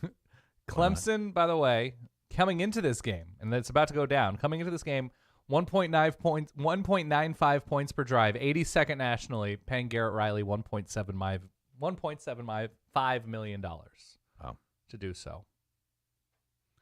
Fourth and very long for Clemson coming up here. What channel is that game on? The CW. You happen to see Dabo talking about not knowing what the CW was? Yeah, of course. I believe him when he says that. How long do you think it would take Dabo if he were locked in a room to finish a Monday crossword puzzle from the New York Times? I don't think he would do it. On Monday? And I don't think he's a dumb guy. I just think he's out of touch with reality. Yeah. When you're a football coach. That's true. Do I even get the CW on here? There it is. By the time I pull it up, my son is texting me updates from Northern Arizona versus UC Davis, just in case anyone's curious about Big Sky action. Aggies, what's Dan Hawkins, right? Yeah. So what, 25 seconds left in the Clemson-NC State game. Clemson needs to score. Here we go.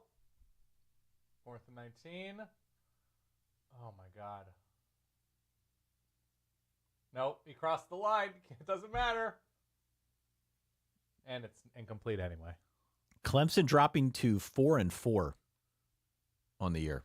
All right, so 4-4 puts them. Let's check the ACC standings real quick.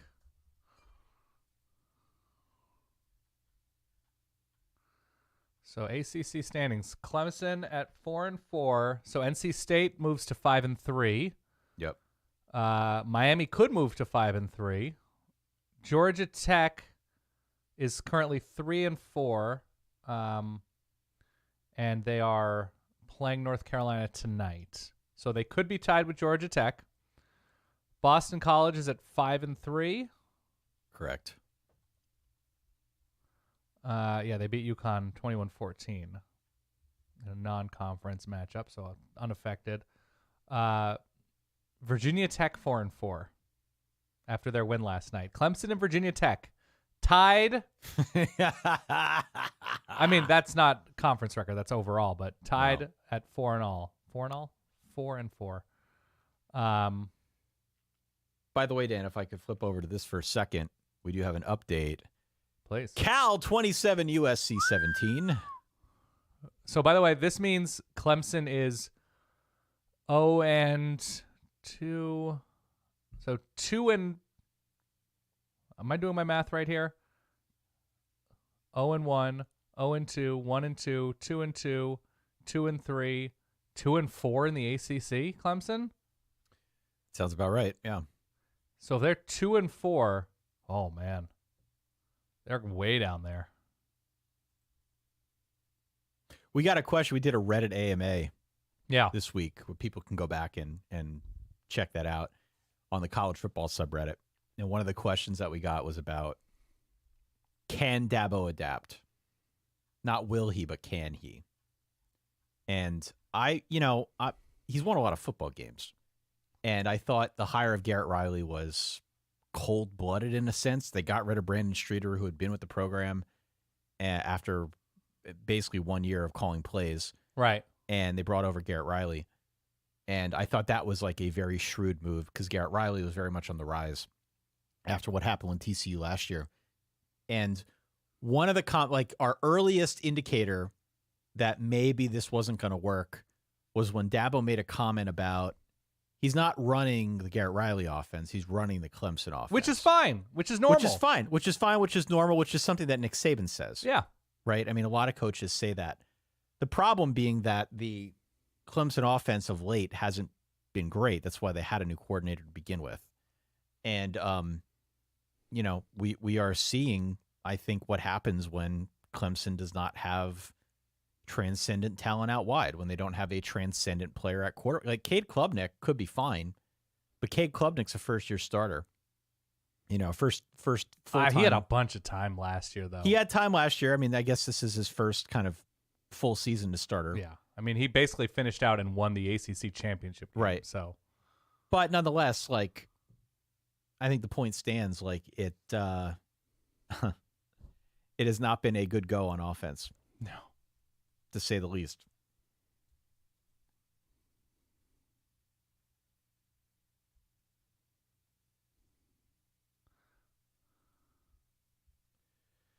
So the game's kicked back off here in the Oregon matchup. 21-6. Look at that do on Kyle Whittingham. Dude, that Fox graphic, grew up raising approximately 12,000 pigs, most in FBS. Yeah. Is a perfect graphic. Shout out to the Fox graphics crew. All right, here we go. 1st and 10, Utah. From their own 19.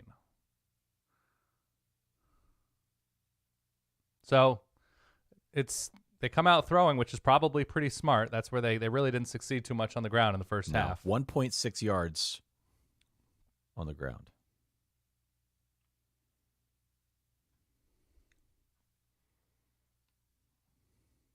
Tell you, man, Christian Veilleux, he ain't it. He ain't it for Pitt.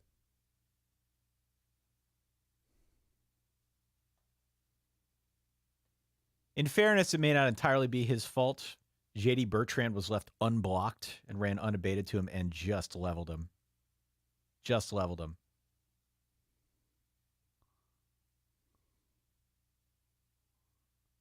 Yeah, Pitt going back to, Signetti? Yeah. It's like, come on, guys. Move forward. Same thing with, Arkansas, and we got Jaquindon Jackson limping, it looks like, with Arkansas and Dan Enos. Just like, guys, look in the correct direction here, folks. Yeah. How far do you think Oklahoma drops after that loss? It's not an atrocious loss. No. No. Which is Oregon. Which is strange to say, losing to Kansas, right? But Kansas came in, 5-2? Yeah. Playing at home with a top, I don't know what their offense is ranked, but they were 30 offense? Yeah, 10th or I did the deep dive. It was 10 or 13. 16 definitely. in points per drive. Totally respectable, obviously. Right. Man, 3rd and 2, and Utah runs for a loss of 3. Oregon just killing the edge. All right. We got fair catch. So, I mean, if Oregon goes up 28-6, this game's over. This game's already over. Oh, I wouldn't go that far. Oregon, I think they kind of struggled their last 2 or 3 drives. They weren't going for it as much, going downfield. Can I tell you a low-key thing so far Mm-hmm. this college football season? Sure. The games that they've put on the CW have all been nails. Oh, yeah. There's that's like the new Joe Tess indicator. Yeah. The CW thing. Tom Worm and James Bates. Yeah.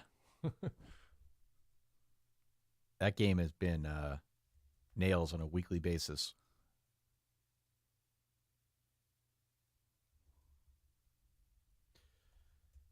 So what's been the headliner for you in the early part of the day, outside of Kansas, Oklahoma, which of course is going to get most of the oxygen in our room when we record tonight? We had high hopes for this game. This game's been a runaway train. We had high hopes for the Georgia-Florida game. That game has also been a runaway train. I actually think it's games beneath that top line. right? It's the Clemson loss. We got to talk about the Clemson loss. I think that's obviously pretty interesting. We got to talk about Penn State underperforming in the manner that they did. We've got to talk, I think, at least somewhat about what's going on with USC. There's a lot of time left in that game, but again, it's been... I'm going to write this down. You're saying USC struggling to stop the run. USC struggling to stop the run, yeah. Surprise, surprise. Yeah. Miami not looking great. It's been a lot of some of these teams where I think we had expectations coming into the year that they were going to be a lot more. Right. They haven't been a lot more so far. And they are, again, confirming what we have seen the last couple weeks. Again, 14.5 yards per carry for Jaden Ott. Yeah. Yeah. And it's just Cal's third more string confirmation, quarterback. right? Yeah. Cal's third string quarterback, 7 of 9 for 92 and a touchdown. So, okay, what are my headliners? Obviously outside of Kansas, NC State, getting it together. Georgia taking care of business so far. I mean, obviously, this is up to you, but 9-3 Boston College, I think, has to be top of the show, friends. Yeah, I mean, here, I'll put the scores up. Castellanos, what did he do today against UConn? There we go. Thomas Castellanos, 16 of 24 for 151, 45 on the ground. He was okay. Maybe he was great. I got to watch the footage.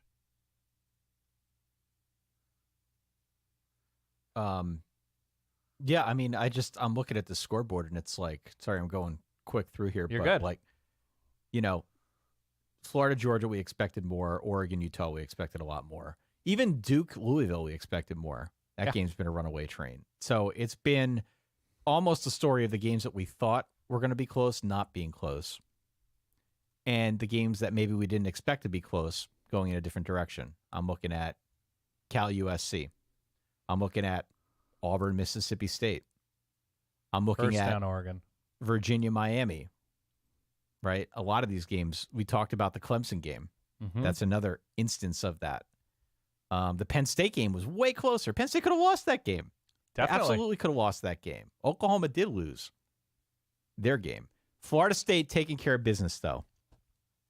Florida State looked good in that game. And Kansas State just absolutely annihilated Houston. Oh, my God, I missed so badly on that one. The Maryland game, another example.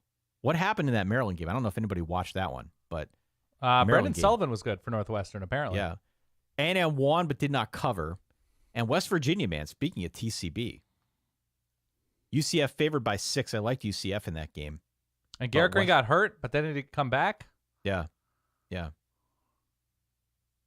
Very impressive for West Virginia. Well, it's good defense from Utah. 3rd and long, Oregon. I'm telling you, Utah's defense has come alive a little bit. Yeah. 3rd and 9. Yeah. Oregon has not done much since going up 21-6, whatever that means to you. Right. But they have not moved the ball. And Utah's keeping 2 big high safeties, playing way off. Notre Dame up 24-0 on Pitt. 24-0? 24-0, yeah. Utah not bringing pressure. There you go. You know, this was a big thing that we talked about a little bit about on the show, I think. Oregon has not been succeeding over the middle, and they have been today. Yeah. A nice, 15, 20-yard catch for Troy Franklin. 3rd and 9. Another drop to Troy Franklin. 2 bad drops from Troy Franklin today. Maybe the best receiver. Maybe not the best. Maybe one of the best 3 receivers in the Pac-12. I'll tell you what's striking. I've got this Texas game on in front of me as well.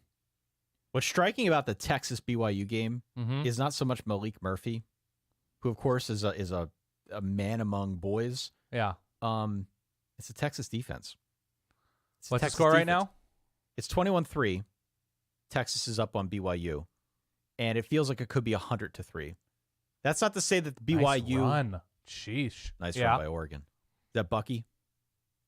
Yeah. No. It was Jordan James. Jordan James. That's not to say that the BYU offense has been anything special so far this season. It certainly is not. However, it just does not feel like they're going to get anything going against this Texas defense. Texas defense so far feels like it's been in all the right spots. It does not feel like BYU's got any playmakers that can burn them. Right. No, they don't. They definitely don't. So A&M had 13-point win, I'm seeing. I saw a little bit of that first half. That game was weird. I don't know how much of that you watched. My takeaway from that game is that it was basically, and I'll say this tonight when we record, the A&M game was basically 60 minutes of wondering whether or not Spencer Rattler committed intentional grounding. Really? That's really all it was, because he had no help up front, which isn't a surprise. No. Because that is who South Carolina is. They don't have lines. And he was just throwing it away the entire football game. Shot. Oregon shot. Has a man, overthrew him. Was that Ferguson? No, the third string tight end. Casey Kelly, by the way, is Swag Kelly's little brother. Oh, yeah? He is a transfer from Ole Miss. Yeah. So another Jim Kelly nephew. There we go.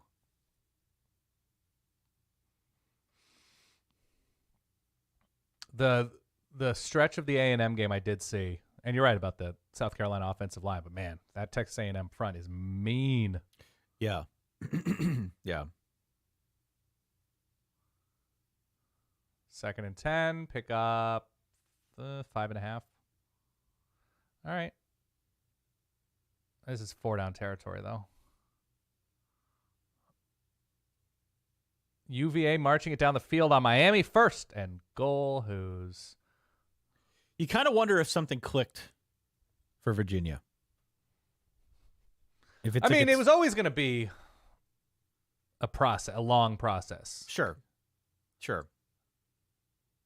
But yeah, you wonder. That'd be nice. You do wonder if it's got something to do with like Tony Muskett being in there and. Look, I stand by the Calandria experience. It was fun, but Tony Muskett was the guy they expected. Oh, that's a good catch. Holy hell. Do you see that? I did.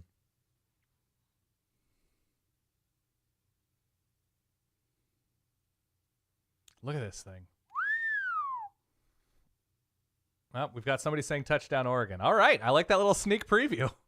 You can see it, by the way. Oh, there it is. On our score ticker. Oh, yeah, I don't look at it. Our score ticker is ahead. But untouched touchdown. All right. As soon as I said Oregon's offense had been slowing down, they marched down. A 9-yard touchdown. Rush to the left for a gain of 9. That's always helpful. By Bucky Irving. Bucky Irving having a nice game here. Other than the fumble, yeah. Other than the fumble, correct. So look, 28-6 kind of feels like this game's over. You want to watch season 1 of True Detective? I still haven't, and it's like atop my list. It was good. It was the only good season of True Detective. Obviously I haven't watched any. All right, so we got 28-6 Oregon. We have commercial in whatever I was watching up here. Oh, I'm not commercial. It's just onto a CW show. Yeah. What should I be flipping on the big TV here? I've got BYU Texas on mine. What's close? What should I be watching, folks? Yeah, let Dan know what he should watch. If you don't give me good advice, I'm going to play that sweet cocktail music again. That's right. The seductive martini bar music. Yeah. I've got Notre Dame and Pitt in one of my quads. I could do I've Cal also got USC. Florida, Georgia, which is at halftime. And then I've got Texas, BYU in front. I'm going to go Miami, Virginia. Let's get it on the ACC network. How about that? See what's going on with that one.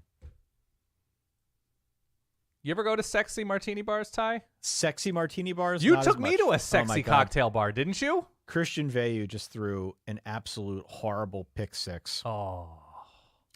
Absolute horrible pick six right to the Notre Dame defender. Was under pressure on 3rd and 4. It's his 3rd pick of the day. Oof. And just a brutal throw. I mean, brutal. About to be 31-0 Notre Dame in that game. What was the sexy cocktail bar you took me to in Bethlehem? The library? Something like that. I think that might have been it, yeah. I had never been there before. was unaware that place even It was existed. pretty good. I'm good at researching places in your neck of the woods. Yeah. All right. So Virginia just kicked it off, down 17-13. Miami ball. Miami player down on the return.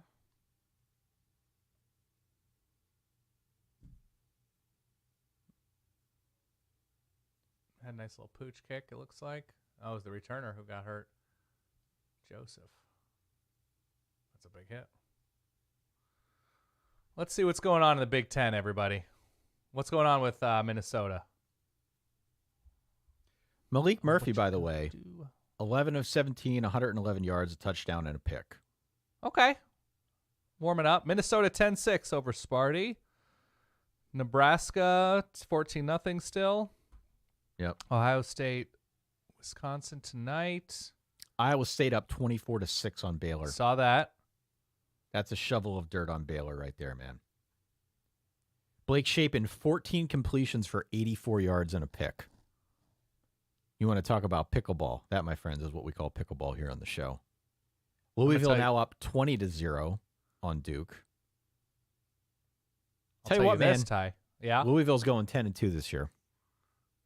Louisville's going 10-2. Who do they have left? I know they have Miami late, right? Yeah, Louisville's schedule is... Oh, Utah's going with the throw across. In the end zone, no less. In the end zone. It worked. I mean, it's a good return. That to midfield. Is that Sione Vaki? Unclear. No, it was it's a not. lefty who threw it. You know, it was a really good play because he caught it in the end zone and just kind of froze. That was pretty badass. I was like, I'm just going to wait and wait and wait. Now throw. Lure him in. Lure him in. Yeah, the rest of the way, Louisville's got Virginia Tech, Virginia, at Miami, and Kentucky. They might go 11-1. I said 10-2. I guess they could lose to Kentucky, but Kentucky isn't really blowing us away with their offense either.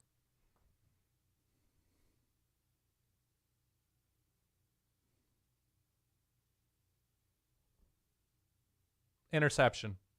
Wow. I'm going that way. 28-6, man. Probably about to go up more. This is great for my Oregon. Tysheem Johnson. Yeah, that's a pick, friends. That's a clean Had the ball pick. had the hands underneath the ball.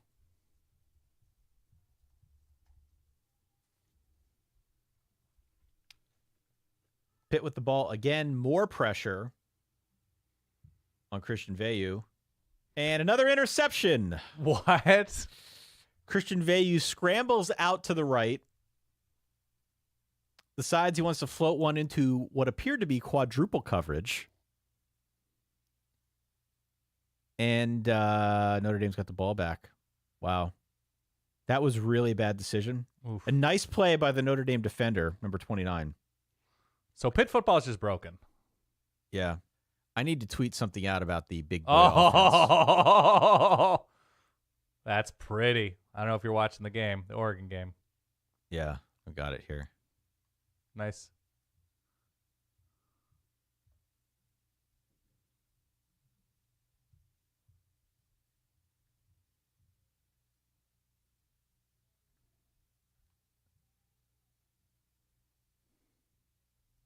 What just happened with Virginia? I think they just maybe picked off TBD. Man. Watching here, replay. Ooh, bad throw from TBD. Dude, what's his deal? Well, he's beat up. I know that. Ooh, another He's nice beat up. throw from Bo to Tez. I'm sorry, I couldn't resist. I had to tweet out, quote, "It's unclear if this is the big boy offense Pat Narduzzi was referring to earlier in the year." What a disaster. Well, it would help if Penn State were, because it was a reference to Penn State not playing great offense. It was a reference to Penn State, but it was more a reference to Pitt, that they run Right. a more like, refined offense of some sort. I mean, to be clear, the Penn State or the Pitt offense with Kenny Pickett was probably better than any Penn State offense we've seen in a long time. Correct. Well, that's Jordan Addison too, right? Vinny Davis. Yep.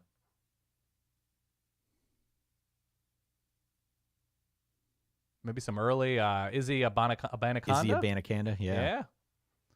Some Jared Wayne. What do you know about Jared Wayne? These are names that are going to be in my brain for the next 50 years, inexplicably. Another nice run, Jordan James. Spencer tweeted out that, and this is 20 minutes ago, Dave Doran just told Steve Smith to kiss his ass on the CW. I'm sure Steve Smith said something on game day about NC State. And Steve Smith is not a commentator on the CW. He just needed to get it out. Beautiful. Touchdown, Oregon. 35-6, man. Feels good, Ty. This is a statement win. It is and it isn't. It definitely is. On the road? It is. I was worried about it. I did not see this coming at all. On the road? Beating a top 15 team on the road if they're able to keep this up. Beautiful. It's beautiful. It's absolutely beautiful. LSU is off this week, right? Ahead of Bama? LSU is off this week ahead of Bama. Yeah. All right, these are the texts I'm getting in from Jeff right now. This is the best team we've had since 2014. Holy shit, man. Utah's D is legit, and we are torching them. Now, Jeff didn't tell me these were off the record texts, so they're on the record. Does Jeff want to come on? We have our what's it called? Our triple cam thing. Our 3-wide. Jeff is currently at an inn somewhere in North Carolina with shoddy internet, and I think he might be actually in a bar watching this game. So I don't think he really, audio, video wise, can add much. Well, that makes two of us. Yeah. What do you mean, two of us? Your audio video's fine. Been a rough go for me today, Dan. No, these stats look great. I will say, though. Show me some game stats if you're able to flip it to it. If not, it's okay. Which stats for which Utah, game? Oregon game stats, not player stats, team stats. Excuse me. Yeah, I mean, there's Oregon. No, I'm saying like the full third downs and yards per rush team. Yeah. So this is sort of like the mother load here. All right, looks like we have a Virginia. I think he hit the pylon. I think we have a touchdown, Virginia. I think Virginia might be. We got Mike Hollins, I think. Hand down, but hand is fine. For people watching the stream right now, I got the stats up. This is the number. This is the number that I think gets me the most. The average yards per rush. Oh, yeah. Oregon's over 6. Utah, 1.3. I mean, look, Bryson Barnes is okay, right? He is okay. But if you're going to put this all on him to beat Oregon, forget it. Absolutely forget it. The game's over. By the way, muff punt for the Pitt Panthers inside their own 5. Notre Dame falls on it in the end zone, 38-0. This game is an unmitigated disaster for the Pitt Panthers. By the way, watching, unmitigated disaster. Can I have a petty moment if I can? Am I allowed occasional petty moments? As you want. As many as you want. All right. I was trying to find a good petty song, like.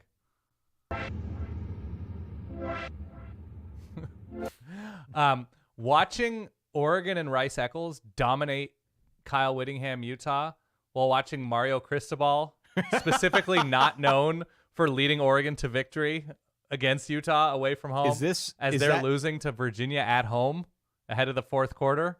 Is this like Costanza in bed eating the pastrami sandwich? It's on that level, Ty. Yeah. Not an accident. The most sensual of all duo TVs. We had somebody in our Reddit AMA who was totally in the right, saying like, when am I going to stop being petty about Mario Cristobal in Miami and making fun of crowd size and stuff? Like, I'm sorry, how can I possibly talk about college football and claim to understand college football emotion without having something petty in my emotional quiver? I mean, I'm still bitter about Brian Kelly. You're not. Forget Brian Kelly. You're still bitter about Silas Red business decision to SC. That's right. Was that who it was? Right. Silas Red? Silas Red business decision. Worked out for him. What's he doing now? Silas idea. Red. Yeah. No idea. Who did I just see is on a NASCAR pit crew? Like recent college football known player? Oh, really? Did not see that. Oh, there is somebody in the comments will immediately know. Is it Silas Red? No. No, hold on. I'm serious. I don't think there's any way Silas Red's on a pit crew. Somebody's on a pit crew. All right, let us know who's on a pit crew. College football player, NASCAR pit crew.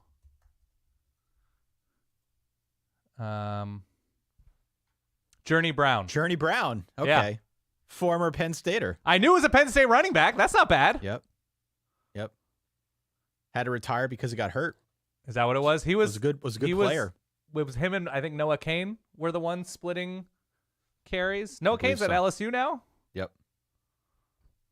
That's great. I love that. I love when they end up like an athlete who I think Lolo Jones ended up bobsledding. That's right. That's right. I love a good sport pivot. Nebraska up 21-0 on Purdue. Yeah. Minnesota up 10-6 on Michigan State. By the way, 7-5 Northwestern. Don't say never. Look at the rest of their schedule. I think it's like Illinois, Purdue, Iowa, and somebody. I was taking on some water with my comment earlier this year when I said, you know what, Northwestern's not like a total disaster on offense. No, they didn't start Ben Bryant today. It was a Brendan Sullivan game. Their line's a disaster. But their quarterback situation, just generally speaking, and like their skill talent is not horrible. It's not horrible. Northwestern currently 4-4. Iowa, Wisconsin on the road. We'll see what they look like without Tanner Mordecai tonight. I suspect it's not going to be amazing on offense. Purdue, Illinois. 6-6? Northwestern? Does the interim keep his job if they go 6-6? If they go 8-4, he does. I mean, that's sort of an immaculate job, isn't it? And it's a tough job. It's a tough job really in the NIL era. It's a tough job in the NIL era. It's a tough job in the post-Pat Fitzgerald era. I mean, he was Northwestern football for an eternity. It's a pretty good job because expectations are like nothing. Yeah. Ooh. Penalty on Oregon. Illegal block in the back. What if USC goes 6-6? Oh, man. With Caleb Williams? See, my question about USC at this point is whether or not the team's going to give up. I don't know. The less you stop the run, the more it seems like you're giving up. That's you exactly lose to Cal, right. like this is Cal's third string quarterback, to be clear. Fernando Mendoza. Yep. A literal Mendoza line today of like 11 of 13, whatever he is right now. Yeah. Here's what you want to hear something? You want to hear a sourced report on USC? A source report? Solid verbal exclusive. So I talked to somebody who spent some time around Alex Grinch and Lincoln Riley in like the early part of the season. Before they had played anybody, they played like San Jose State and I forget who else they played early on off the top of my head. Whatever. After the first 2 or 3 games, where they like the defense, they were allowing points, but they were like pressuring quarterbacks a ton. Like they led the Pac-12 in pressures, even though they had played, nobody. Right. He was like, you could not believe the hubris and confidence that Lincoln Riley and Alex Grinch had in their defense. Really? Like the fact, like it I was told they felt like they had unlocked something to the point where they were going to prove everybody wrong. And I couldn't believe like some of the things I heard just about the confidence in USC's defense. Bear Alexander, I think, is good. I think Mason Cobb is pretty good. But overall? But has that not been the case for USC on defense for a while now? Has it not been the case where they've got some individual standouts and as a team, as a defensive unit, they're kind of all... Yeah, I mean, they had it last year with Thule, who was an All-American and the Pac-12 Defensive Player of the Year. They're all kind of and I think he's really good for I think he's on the Chargers? I don't know. Yeah, they're all kind of playing their own game, right? Yeah, but they're small and they don't tackle. They're not inspired. They have no depth. You got to love that that sort of overconfidence, as if they just hacked the algorithm of some sort. It's what it was. It was absolute like overconfidence. Yeah. That like they were smarter and they knew more than the college football intelligentsia. Yeah. You think maybe it's just because Lincoln was sick this week? Is he on the sideline? I didn't even see. I think he's back. I'm more just saying that to be a troll. No, I know. I hope he's okay. I don't like anybody being sick. No, I don't want people to be sick. I also wonder if there's a little bit of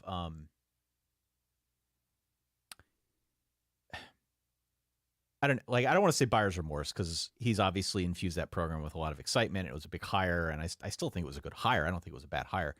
Nice first down run. But like, is the LA like media market that tough to kind of get on with?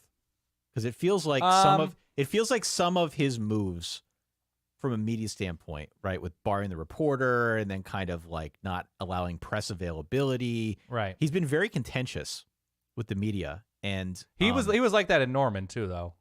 He'd get away with it though because he was winning 10 games a year. Right, going to the playoff, yeah, Heisman's and but number one overall picks. It feels like this first is like down. Off to a really rocky start here, and you've got the best quarterback in SC and who knows how long. I mean, Caleb Williams is going to be the number one overall pick. And well, I mean, like Sam Darnold was a top 5 pick, right? I don't even still. Sam Darnold was really good. Wasn't he the quarterback for the 2017 Penn State Rose Bowl? He was. I think you know who Sam Darnold was. Sam Darnold was so good that I think he covered up a lot of problems for USC. He did, but I still think Caleb Williams is better. Of course, yeah. And so my point is just that to kind of underachieve to this extent with that level of talent at quarterback is like, I don't know. You wonder if the team's given up. Sure. In response to your question about LA media, the LA media believes that Pete Carroll was just another coach who should succeed at USC. Okay. Rather than a standout. You never know, like, columnists trying to like rile people up. Like Bill Plaschke was like, this is the year USC goes undefeated. It was like, I don't think Bill Plaschke knows what he's talking about as it relates to college football. But there's definitely that element of LA media. Like, of course, USC should be a playoff team every year. They're USC. They're like, it's not. Well, I think Oregon's probably going to punt. Oh, Bo Nix fired up.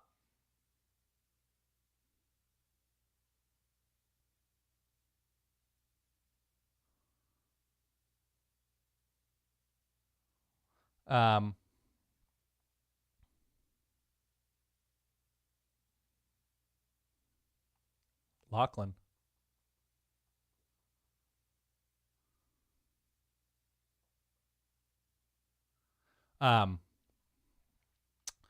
Yeah, that there's that expectation in LA that like you have the Lakers, you have the Dodgers. The Dodgers won a World Series. The Lakers just won an NBA championship and they're hanging all the banners and like it's the center of the universe according to LA people, right? So then of course the college football team has to be, oh my God.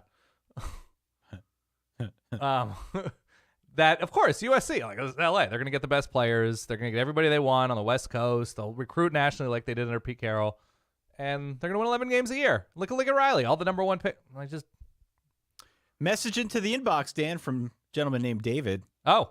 I know what you're trying to portray regarding your cover picture for this podcast, but look, you look like a couple of mass murderers having their mugshot taken. Oh, please change sweet. Your cover Hold art. on, let me see. This is in our email inbox? It was in our email inbox. Big Tough David using a disposable email to send that, by the way. Thank you, David. I don't see this. David? David, yeah. In our email inbox? In our email inbox. Oh, yeah. That's one of the better ones, I will say. Our cover, is this in reference to a YouTube thumbnail? Probably the YouTube thumbnail, yeah. Yeah. That's okay.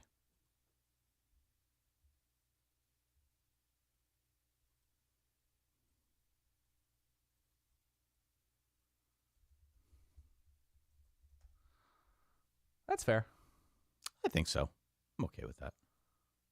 I'm Googling his name. I don't know if it's the same one, but I'm seeing a closed down car rental agency. That's about with right. his name in Gulfport, That's Mississippi. Okay. We'll take that feedback. The YouTube thumbnails are controversial. Yeah. What are you going to do? Okay. That's what happens, right? So Georgia kicking a field goal here. Georgia now up 29-7. All right. At Florida plus 14.5. Not looking great, to be very honest with you right now. Just not looking good at the moment. We got third and 7, Utah. 3rd and 7, Utah. By the way, 21-6 now, Texas. Still on top of BYU.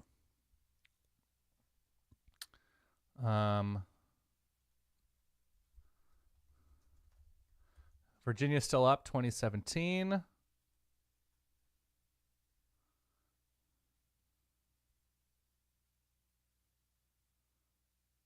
Nope, overthrown.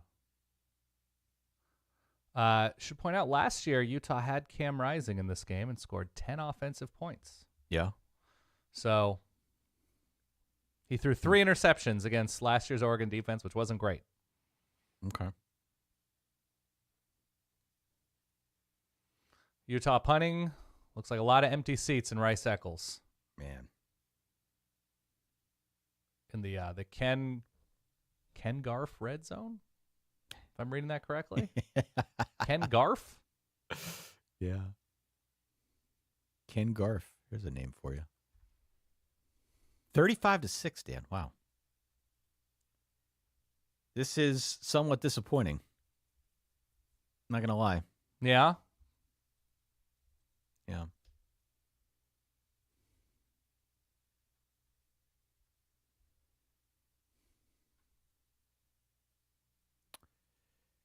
Yeah.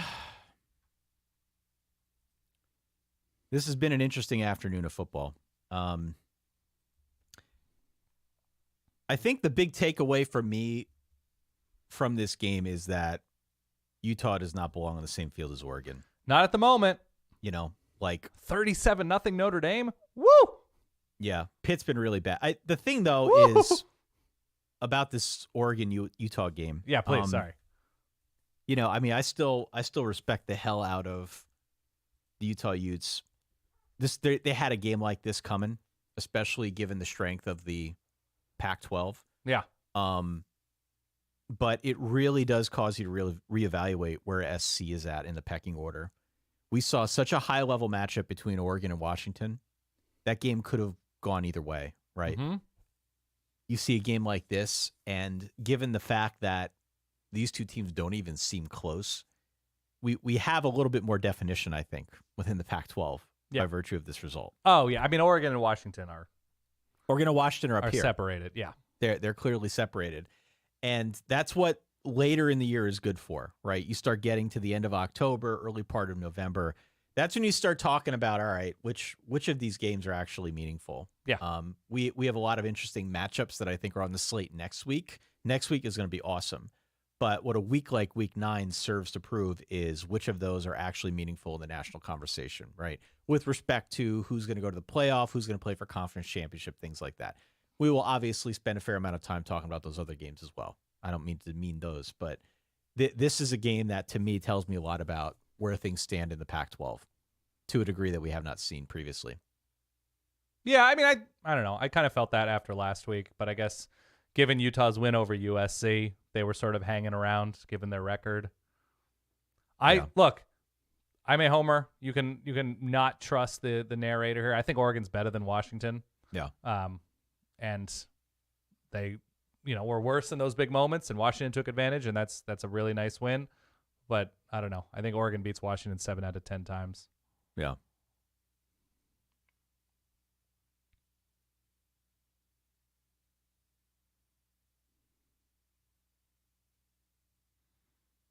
So Oregon has, I think, Cal next week, and then USC, and then ASU in the desert. Yeah. And then Oregon State. Yeah, Oregon should go 11-1. Doesn't mean they will. They should. All right, we've got Miami driving down 3 in the fourth quarter. TBD. Over the middle. Nice open catch. I think that's Colby Young. Yep.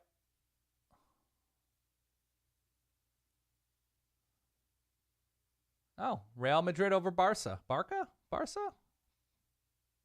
right? That's how you say that? Barca. Even though it's Barcelona. Yeah. Should be Bartha, right? Bartha, yep. Who's the stud for Real now that Ronaldo's gone? Vinny Jr. Sure. Vinicius Jr. We're talking Where's soccer. he from? That's how he's from Brazil. Okay.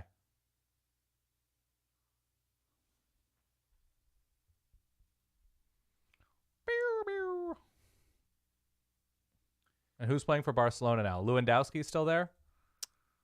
Yeah, Lewandowski is sort of the big guy at the top. Yep. Let's see who else is for Barcelona. I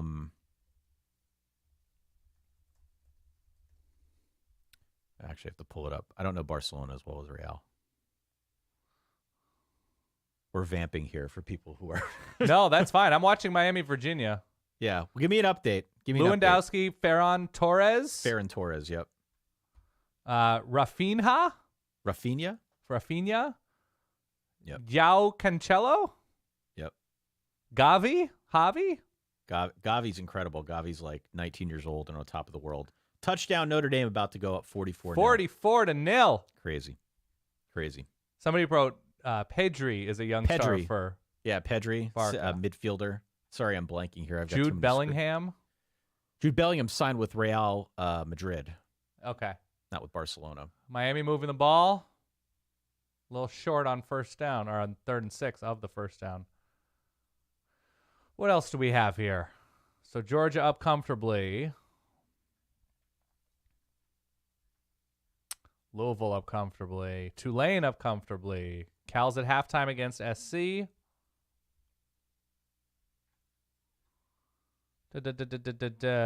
Auburn looks like they're going to close out Mississippi State. Have a couple touchdowns and have the ball early in the fourth. 44-0. Minnesota, Michigan State heading into the fourth, close. You've mentioned Nebraska up comfortably against Purdue. Is something going on in the SC game? Can somebody tell me? Because I'm seeing some stuff on. It's halftime. Yeah, I'm seeing some stuff from John Wilner. 5 minutes into halftime, Lincoln Riley was still on the field, and Wilcox got called back out. Let's see. Wilcox, Riley. Let's look at what's going on. They brought both teams back out for one play. Oh, check that. He says they'll run one play after halftime. That counts as the end of the second quarter. Weird. He says you could see this is John Wilner. You can see the smoke billowing from Wilcox's nostrils from the press box.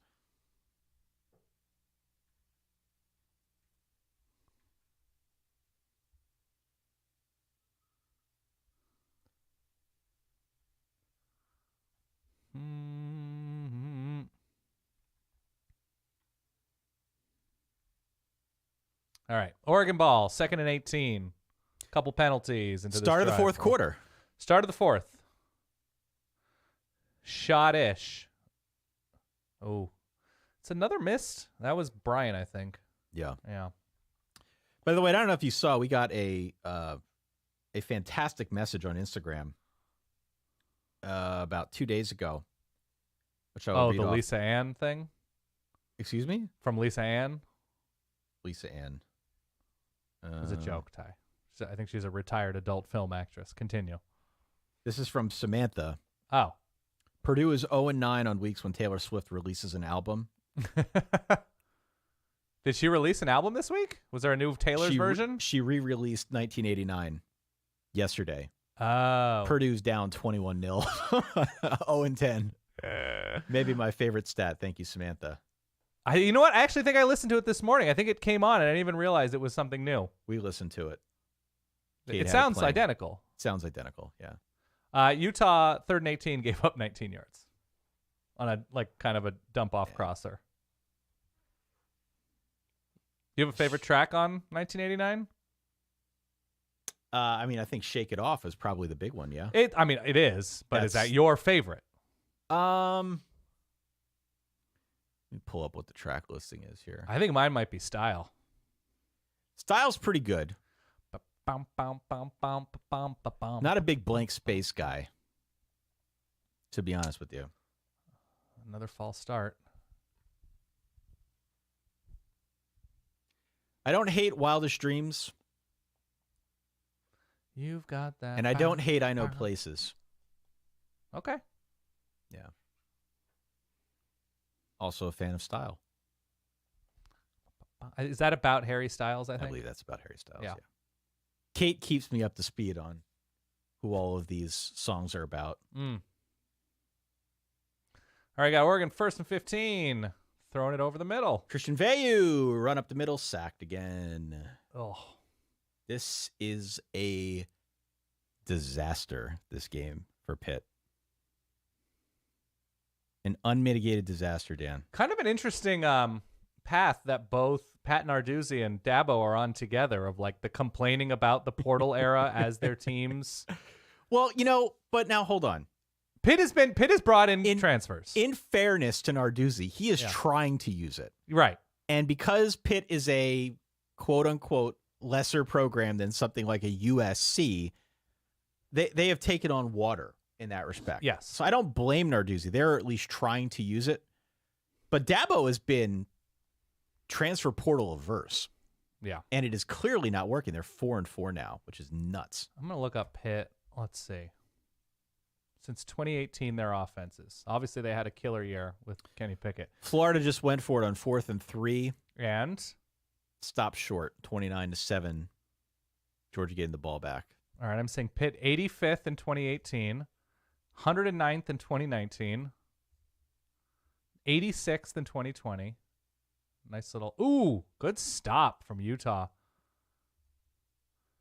Okay, so 86th in 2020, 22nd with Kenny Pickett in 2021. Last year, back to 66th. Like, he just can't figure out offense. He just doesn't have a vision, doesn't have the ability to hire the right guy. Yeah. That was it looks like Oregon's going to go for it on 4th and 5 midfield. Nope, they're punting. Punting. It was a great stick Yeah. from, I think his name is O'Toole. So what's Oregon's schedule look like the rest of the way? We just talked about this. I think it's Cal, USC, ASU, Oregon State, I believe. Man. So the Oregon State and USC games are separated. And this game and USC are separated. Yeah. But hold on, let me tell you this. As I bring up Oregon schedule and this Oregon stream, it's a 4:30 Central, so it's it's afternoon on the West Coast against Cal. I don't think it's gonna be a big letdown game, especially if it's Cal's third string quarterback. I don't think Arizona State's gonna offer much. I just don't see letdowns in either one of those. But I don't know. I guess if they win a thriller against USC, going to the desert against Arizona State, maybe if Rashad is healthy, or was he shut down? I believe he's shut down. Yeah. Can I pose an interesting theory for you? Please. Clemson's 4-4, yeah? Yep. The rest of the way, Clemson has Notre Dame, Georgia Tech, North Carolina, and South Carolina. Mm-hmm. What are the odds Clemson misses a bowl? The odds Clemson misses a bowl, finishing with who they... So, man. So, it's appearing that Georgia Tech is must-win at home. Yeah. South Carolina on the road, rivalry, even with South Carolina struggles. They lost that game last year. Man. I mean, it's on the table. It's on the table. It's absolutely on the table. It's absolutely on the table. Can you imagine if Clemson misses a bowl? Look, if they lose to Georgia Tech at home, they're not making a bowl. We'll know in 2 weeks. I don't think you can count for sure a loss against Notre Dame. Just because Notre Dame against a good defense is like all bets are off.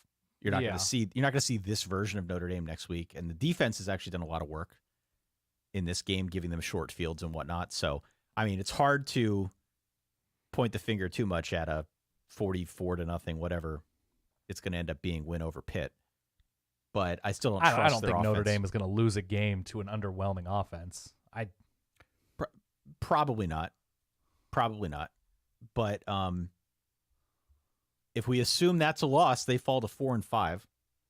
That'd be 3 losses in a row. And you're right, the Georgia Tech game would be pretty big. Yeah. And Georgia Tech will be pretty damn fired up for that one. All right, so Utah has the ball. Utah with the ball. 11 and change left.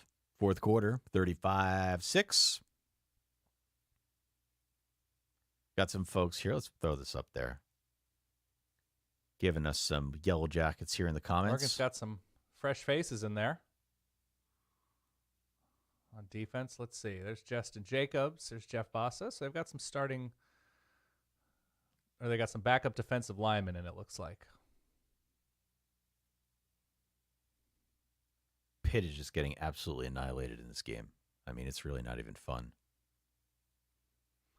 Still 20-all, 8 minutes left in Virginia-Miami. We've got 21-6 still. Texas up on BYU. Here, I can actually put up the one screen of mine that works.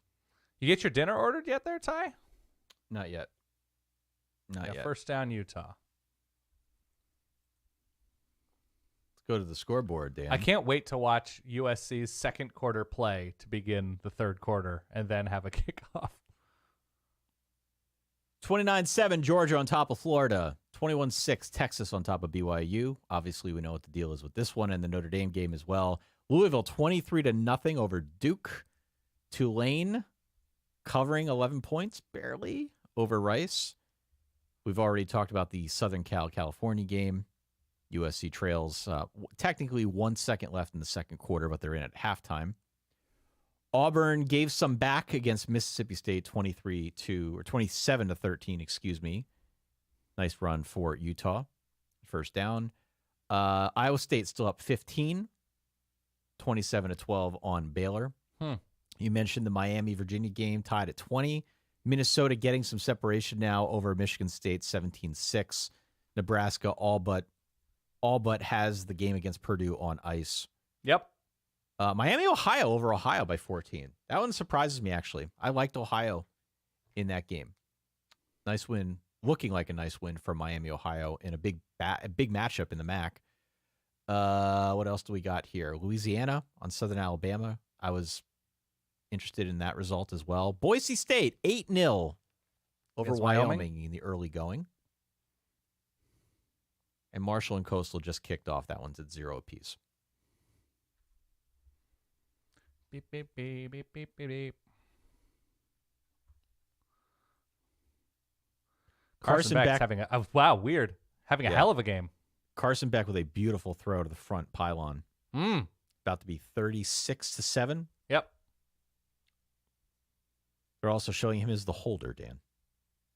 Ooh. Missed a sack.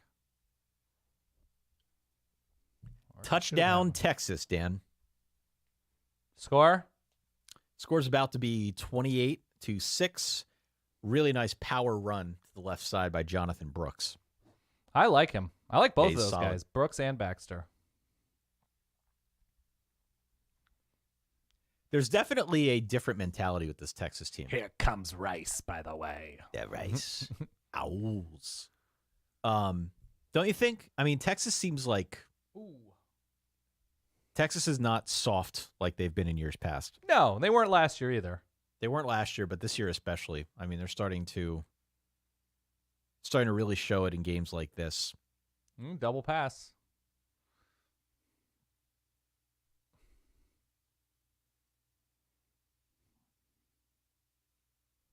USC missed their second quarter, third quarter field goal attempt. According to Peyton in the comments. Thank you, Peyton. Thanks, Appreciate Peyton. that. So if you're watching this and if you've got something to say on the games today, we do a roast this evening as part of our campfire. You see the number at the bottom of the screen, 855 Verbal 3. Give us a phone call. Let us know. We'd like to hear from you. Haven't had a whole lot of roasts come in yet. They'll probably come in a little bit later. But get in on the ground floor now. Oop, drop from Utah. By the way, Steve Angeli has been in the game for Notre Dame. Do you think you're ready for Angeli? I don't think you're ready. I don't think Pitt's ready for Angeli. CJ Carr is next year, right? CJ Carr is next year, yeah. I believe they will be out in the transfer portal again. Yeah, I would assume so. Trying to find somebody. They've got Kenny Muncie, who committed to them. It's like a lower 4-star. Okay. So, he's kind of the third stringer right now. Remains to be seen how much they like him. But my hunch is that they're going to be working the portal. Curious to see what the portal looks like from a quarterback standpoint this offseason. Who's going to be out there? Malik Murphy. I was interested in Malik Murphy. Wow, really nice run here for Notre Dame. Wow. Still going. Wow, what a run. The Jadarian Price. Got field goal attempt from Virginia here. 4th and 2. Manageable distance. Up, and it is good. 23-20 from 32 yards.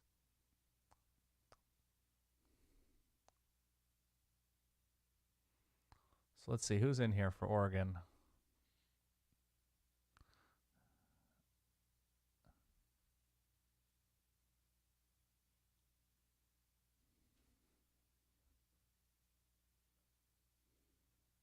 Going to the fourth quarter in the Florida-Georgia game. Georgia up 36-7.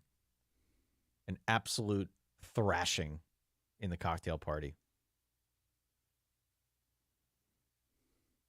All right, so we have Miami down 3, driving with 4:20 left. There's TVD on the sideline.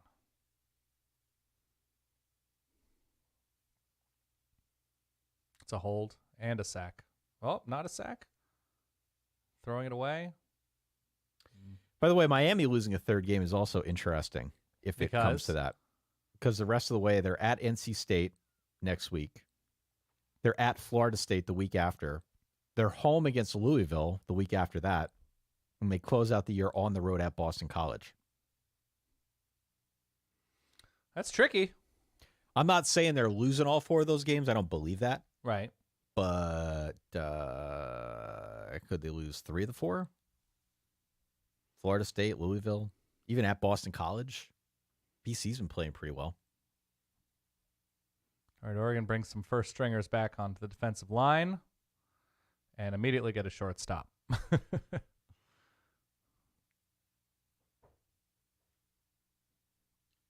Got a question. Is this from Scott? Yeah. Scott, Can UVA go bowling?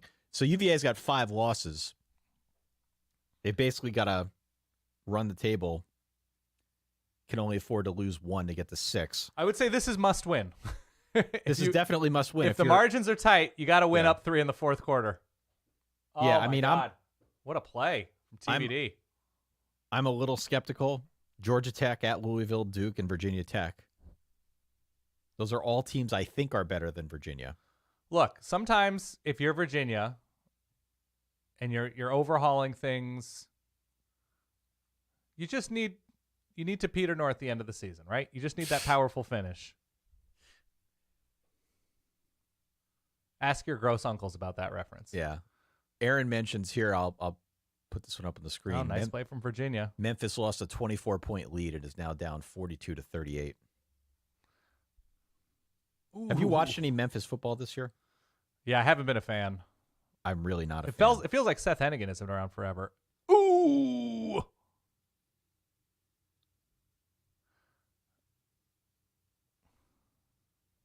Was that your Macho Man voice? No, that was a Bryson Barnes just got hammered. Natural reaction. All right, we've got a question here as we head into Oregon commercial. Are your pizzas still from a regular oven or are you running an uni now? Neither one. Neither. I've been, for the New York pies, I've been using a Halo Versa oven, which, by the way, do a pretty good job. Halo Versa. For New York pies outside, propane oven, they do a good job. It's a little bit difficult to launch on, but otherwise, I recommend. Launch. What'd you have for dinner last night, Ty? Last night I had tacos. Yeah. Chicken tacos, not bad. So we got about, 3.5 left in that Miami game? Correct. Texas did not score, by the way. They apparently... Really? They were knocking on the door and didn't? Yeah, Texas did not score, and they have given the ball back to BYU, deep inside BYU territory.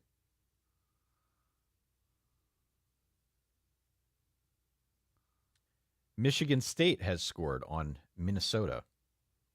That one's about to be, in all likelihood, 17-13 or 14. Or stay at 12 if they go for the 2 and don't get it.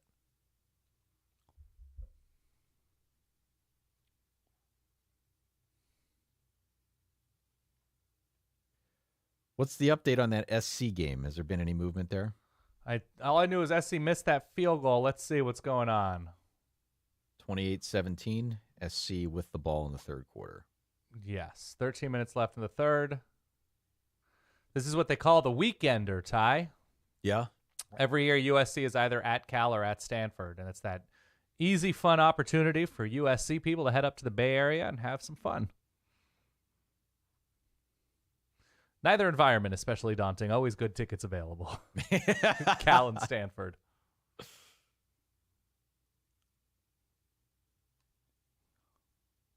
Here we go, TBD. First down plus territory. A little check down. Not too much doing for Miami.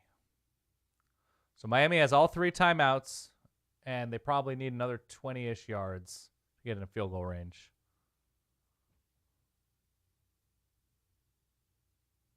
What channel is that Miami game is on? in field goal range? I don't know, man. If you got to count on a 57-yarder. Oh, no, I thought they were 40. Okay, they're on the 29. Okay, they're in field goal range. Be nicer to give yourself some more room or win this game.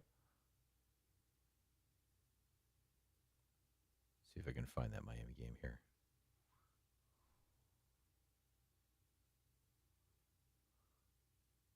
All right, we got Ty Thompson in for Oregon. Probably overdue at this point, yeah. Yeah, you don't want to be hurt up 35-6. 4 minutes left. Nice run. Is that Jaden Lamar? Former Notre Dame commitment, right? Yep.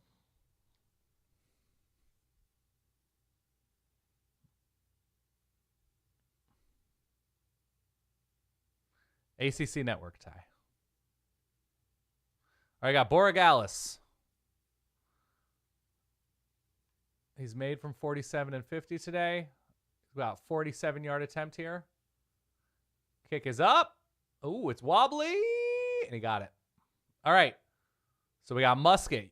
83 seconds. 2 timeouts. Get yourself to the ACC Network. Touchdown throw from Graham Mertz. Oh, okay. To Hayden Hansen. That makes the score 36-13. We'll see what Florida does. By the way, Notre Dame's up 51-0. Pitches scored a touchdown. Oh. A very nice throw.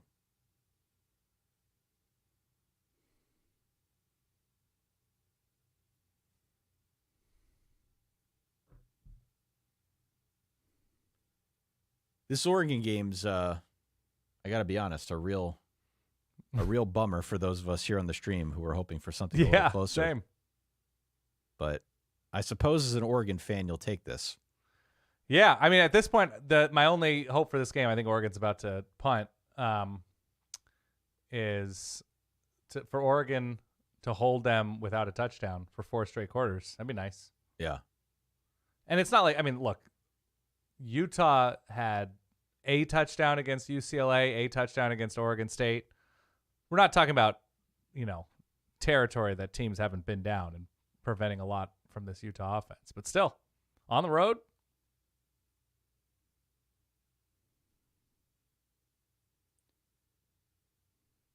This could have been your offensive coordinator, Ty. Could have been, yeah. So we're winding down here. Obviously, at the conclusion of the Oregon game, we're going to hit stop. We need to go and play catch-up, figure out what we missed, and then get ready to do the live broadcast, which is going to be at midnight. And we'll hopefully have a little bit more energy than this. Yeah, no, it's fine. But what are you supposed to? We got to bring our own juice. We'll bring juice tonight. We'll bring juice tonight. We obviously need to hang on through the end of this Miami game. Oh, yeah. Beautiful run in the Miami I like game. This.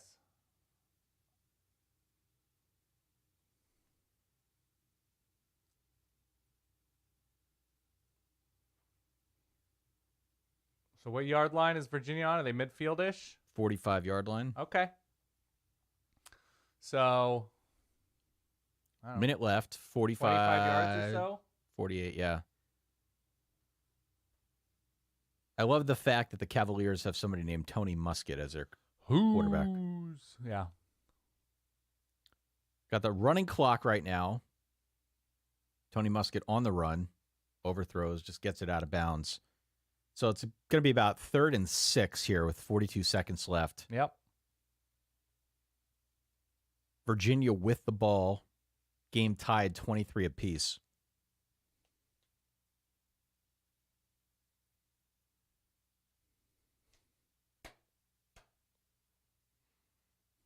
Tommy says Cristobal's seat heating up.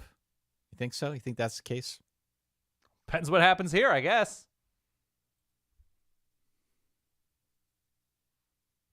Oh, man, we got Christmas commercials pre-Halloween in the Oregon broadcast. Cool, guys.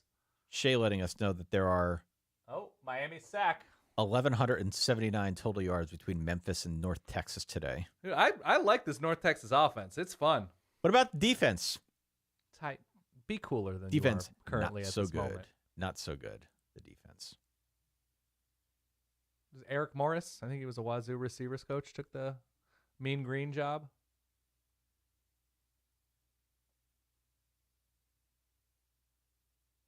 .3 yards per rush today for the Utah Utes.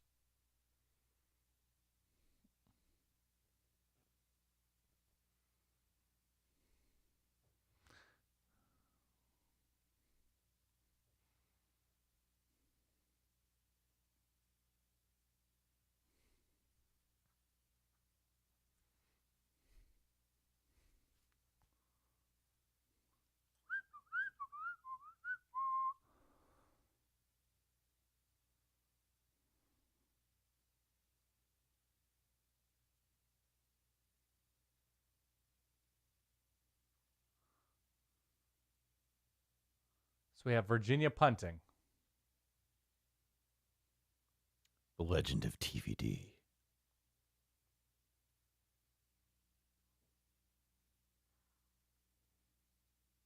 Yeah, I don't think Mario's going to do anything here. Mario take a knee. It has the feel of that. He hasn't always learned how to do that. That would be ironic, wouldn't it? Mm-hmm. Take a knee to get to overtime, but not to ice a game. I mean, TVD does not have the look of a quarterback about to go out and try to get into field goal range in the next 27 seconds. No. They're in victory formation. Unbelievable. Yeah. Takes the knee.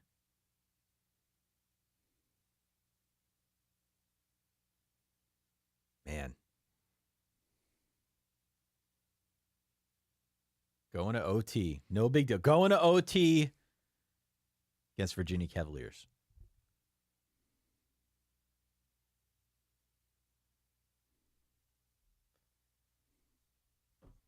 I need to take a look at the stats in this Notre Dame game because they are just pounding Pitt. Let's see who's in here for Oregon. Purchase, Mateo, a bunch of freshmen, it looks like. 4 picks for Christian Veilleux. Triquez Bridges. Man.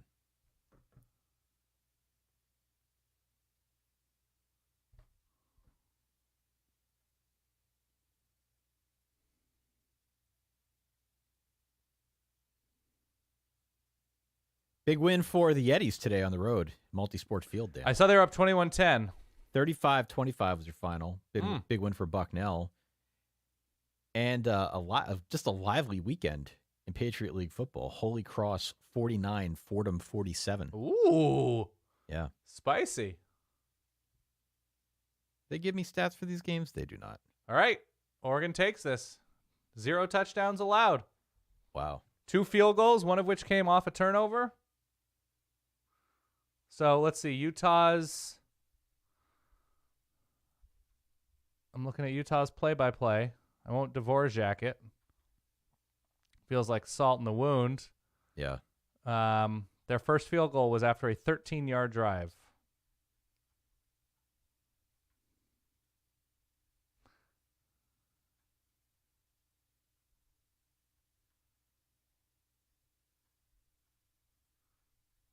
Man, Florida is just getting the brakes beaten off them.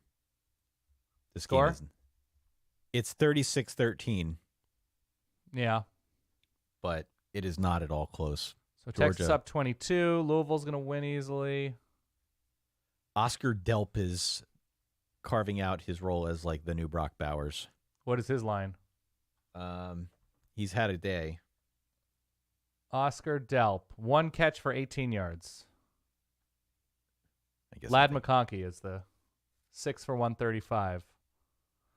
Dominic Lovett, the Mizzou transfer, 4 for 83. Carson Beck, 18 of 27. Good job, dude. Do you want to watch Miami overtime together? Or do you want to go? We can. Well, I know that. Let's finish the overtime, and then let's call it a day. 28-23 Cal right now. USC missed 2-point conversion.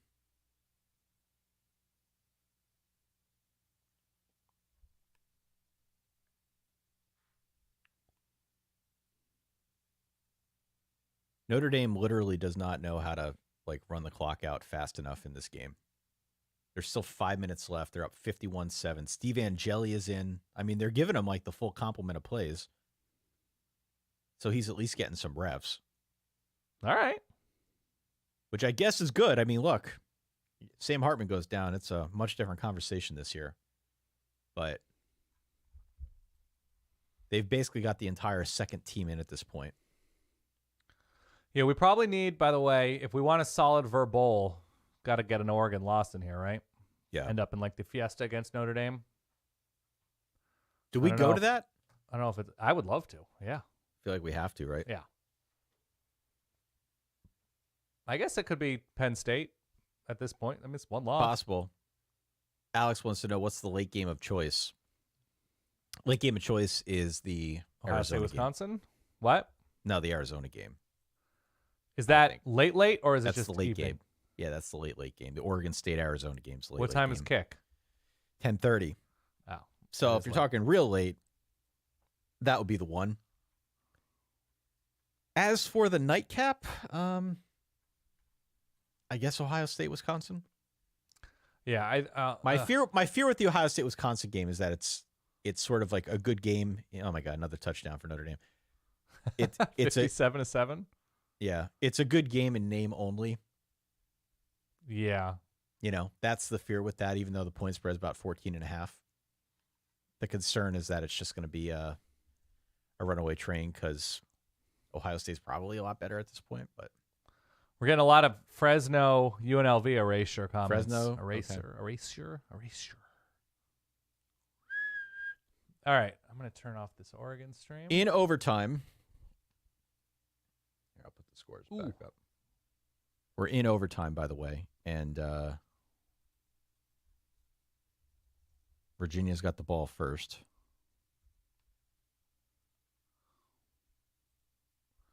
I'm going to turn it on with volume on my computer.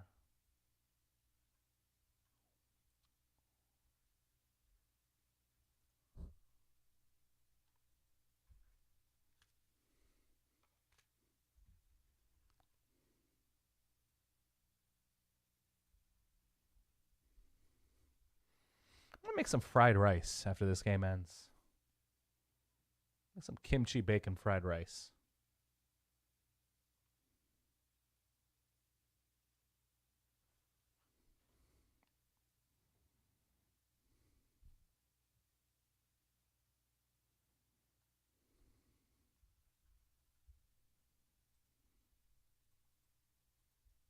There we go. We got the plays up on the screen. Of which game? The Miami game.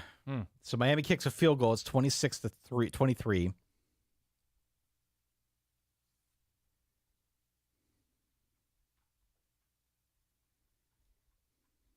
See what Miami can do here.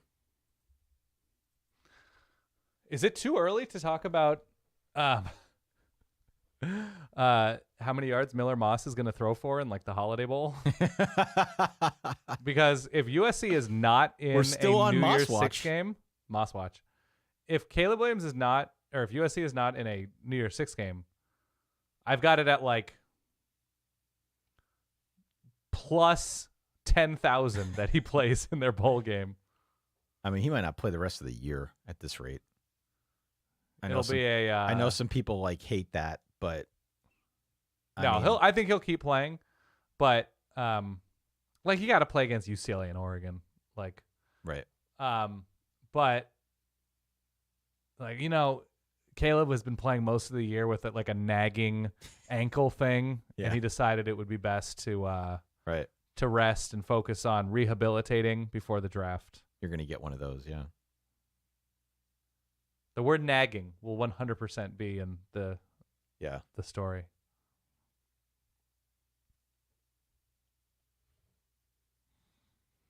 What's interesting about the slate today was that there was a huge bulk of games in the afternoon. Mm-hmm. Is it light tonight? It's lighter tonight. Okay. Which will be good for us. Give us a chance to. Is that a touchdown, Miami? Touchdown, Miami. I'm behind. What? Oh. Sheesh. Why am I? Oh, God, I'm so bad at YouTube TV. So that's game? I believe that's the game, provided he did not step out.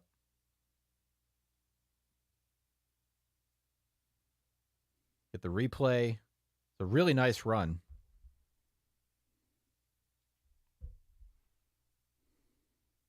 He did not step out. That is a touchdown. Miami wins 29-23. All right, Ty, I'll talk to you in 5 hours and 22 minutes. Thank you, everybody. We'll see you tonight at midnight.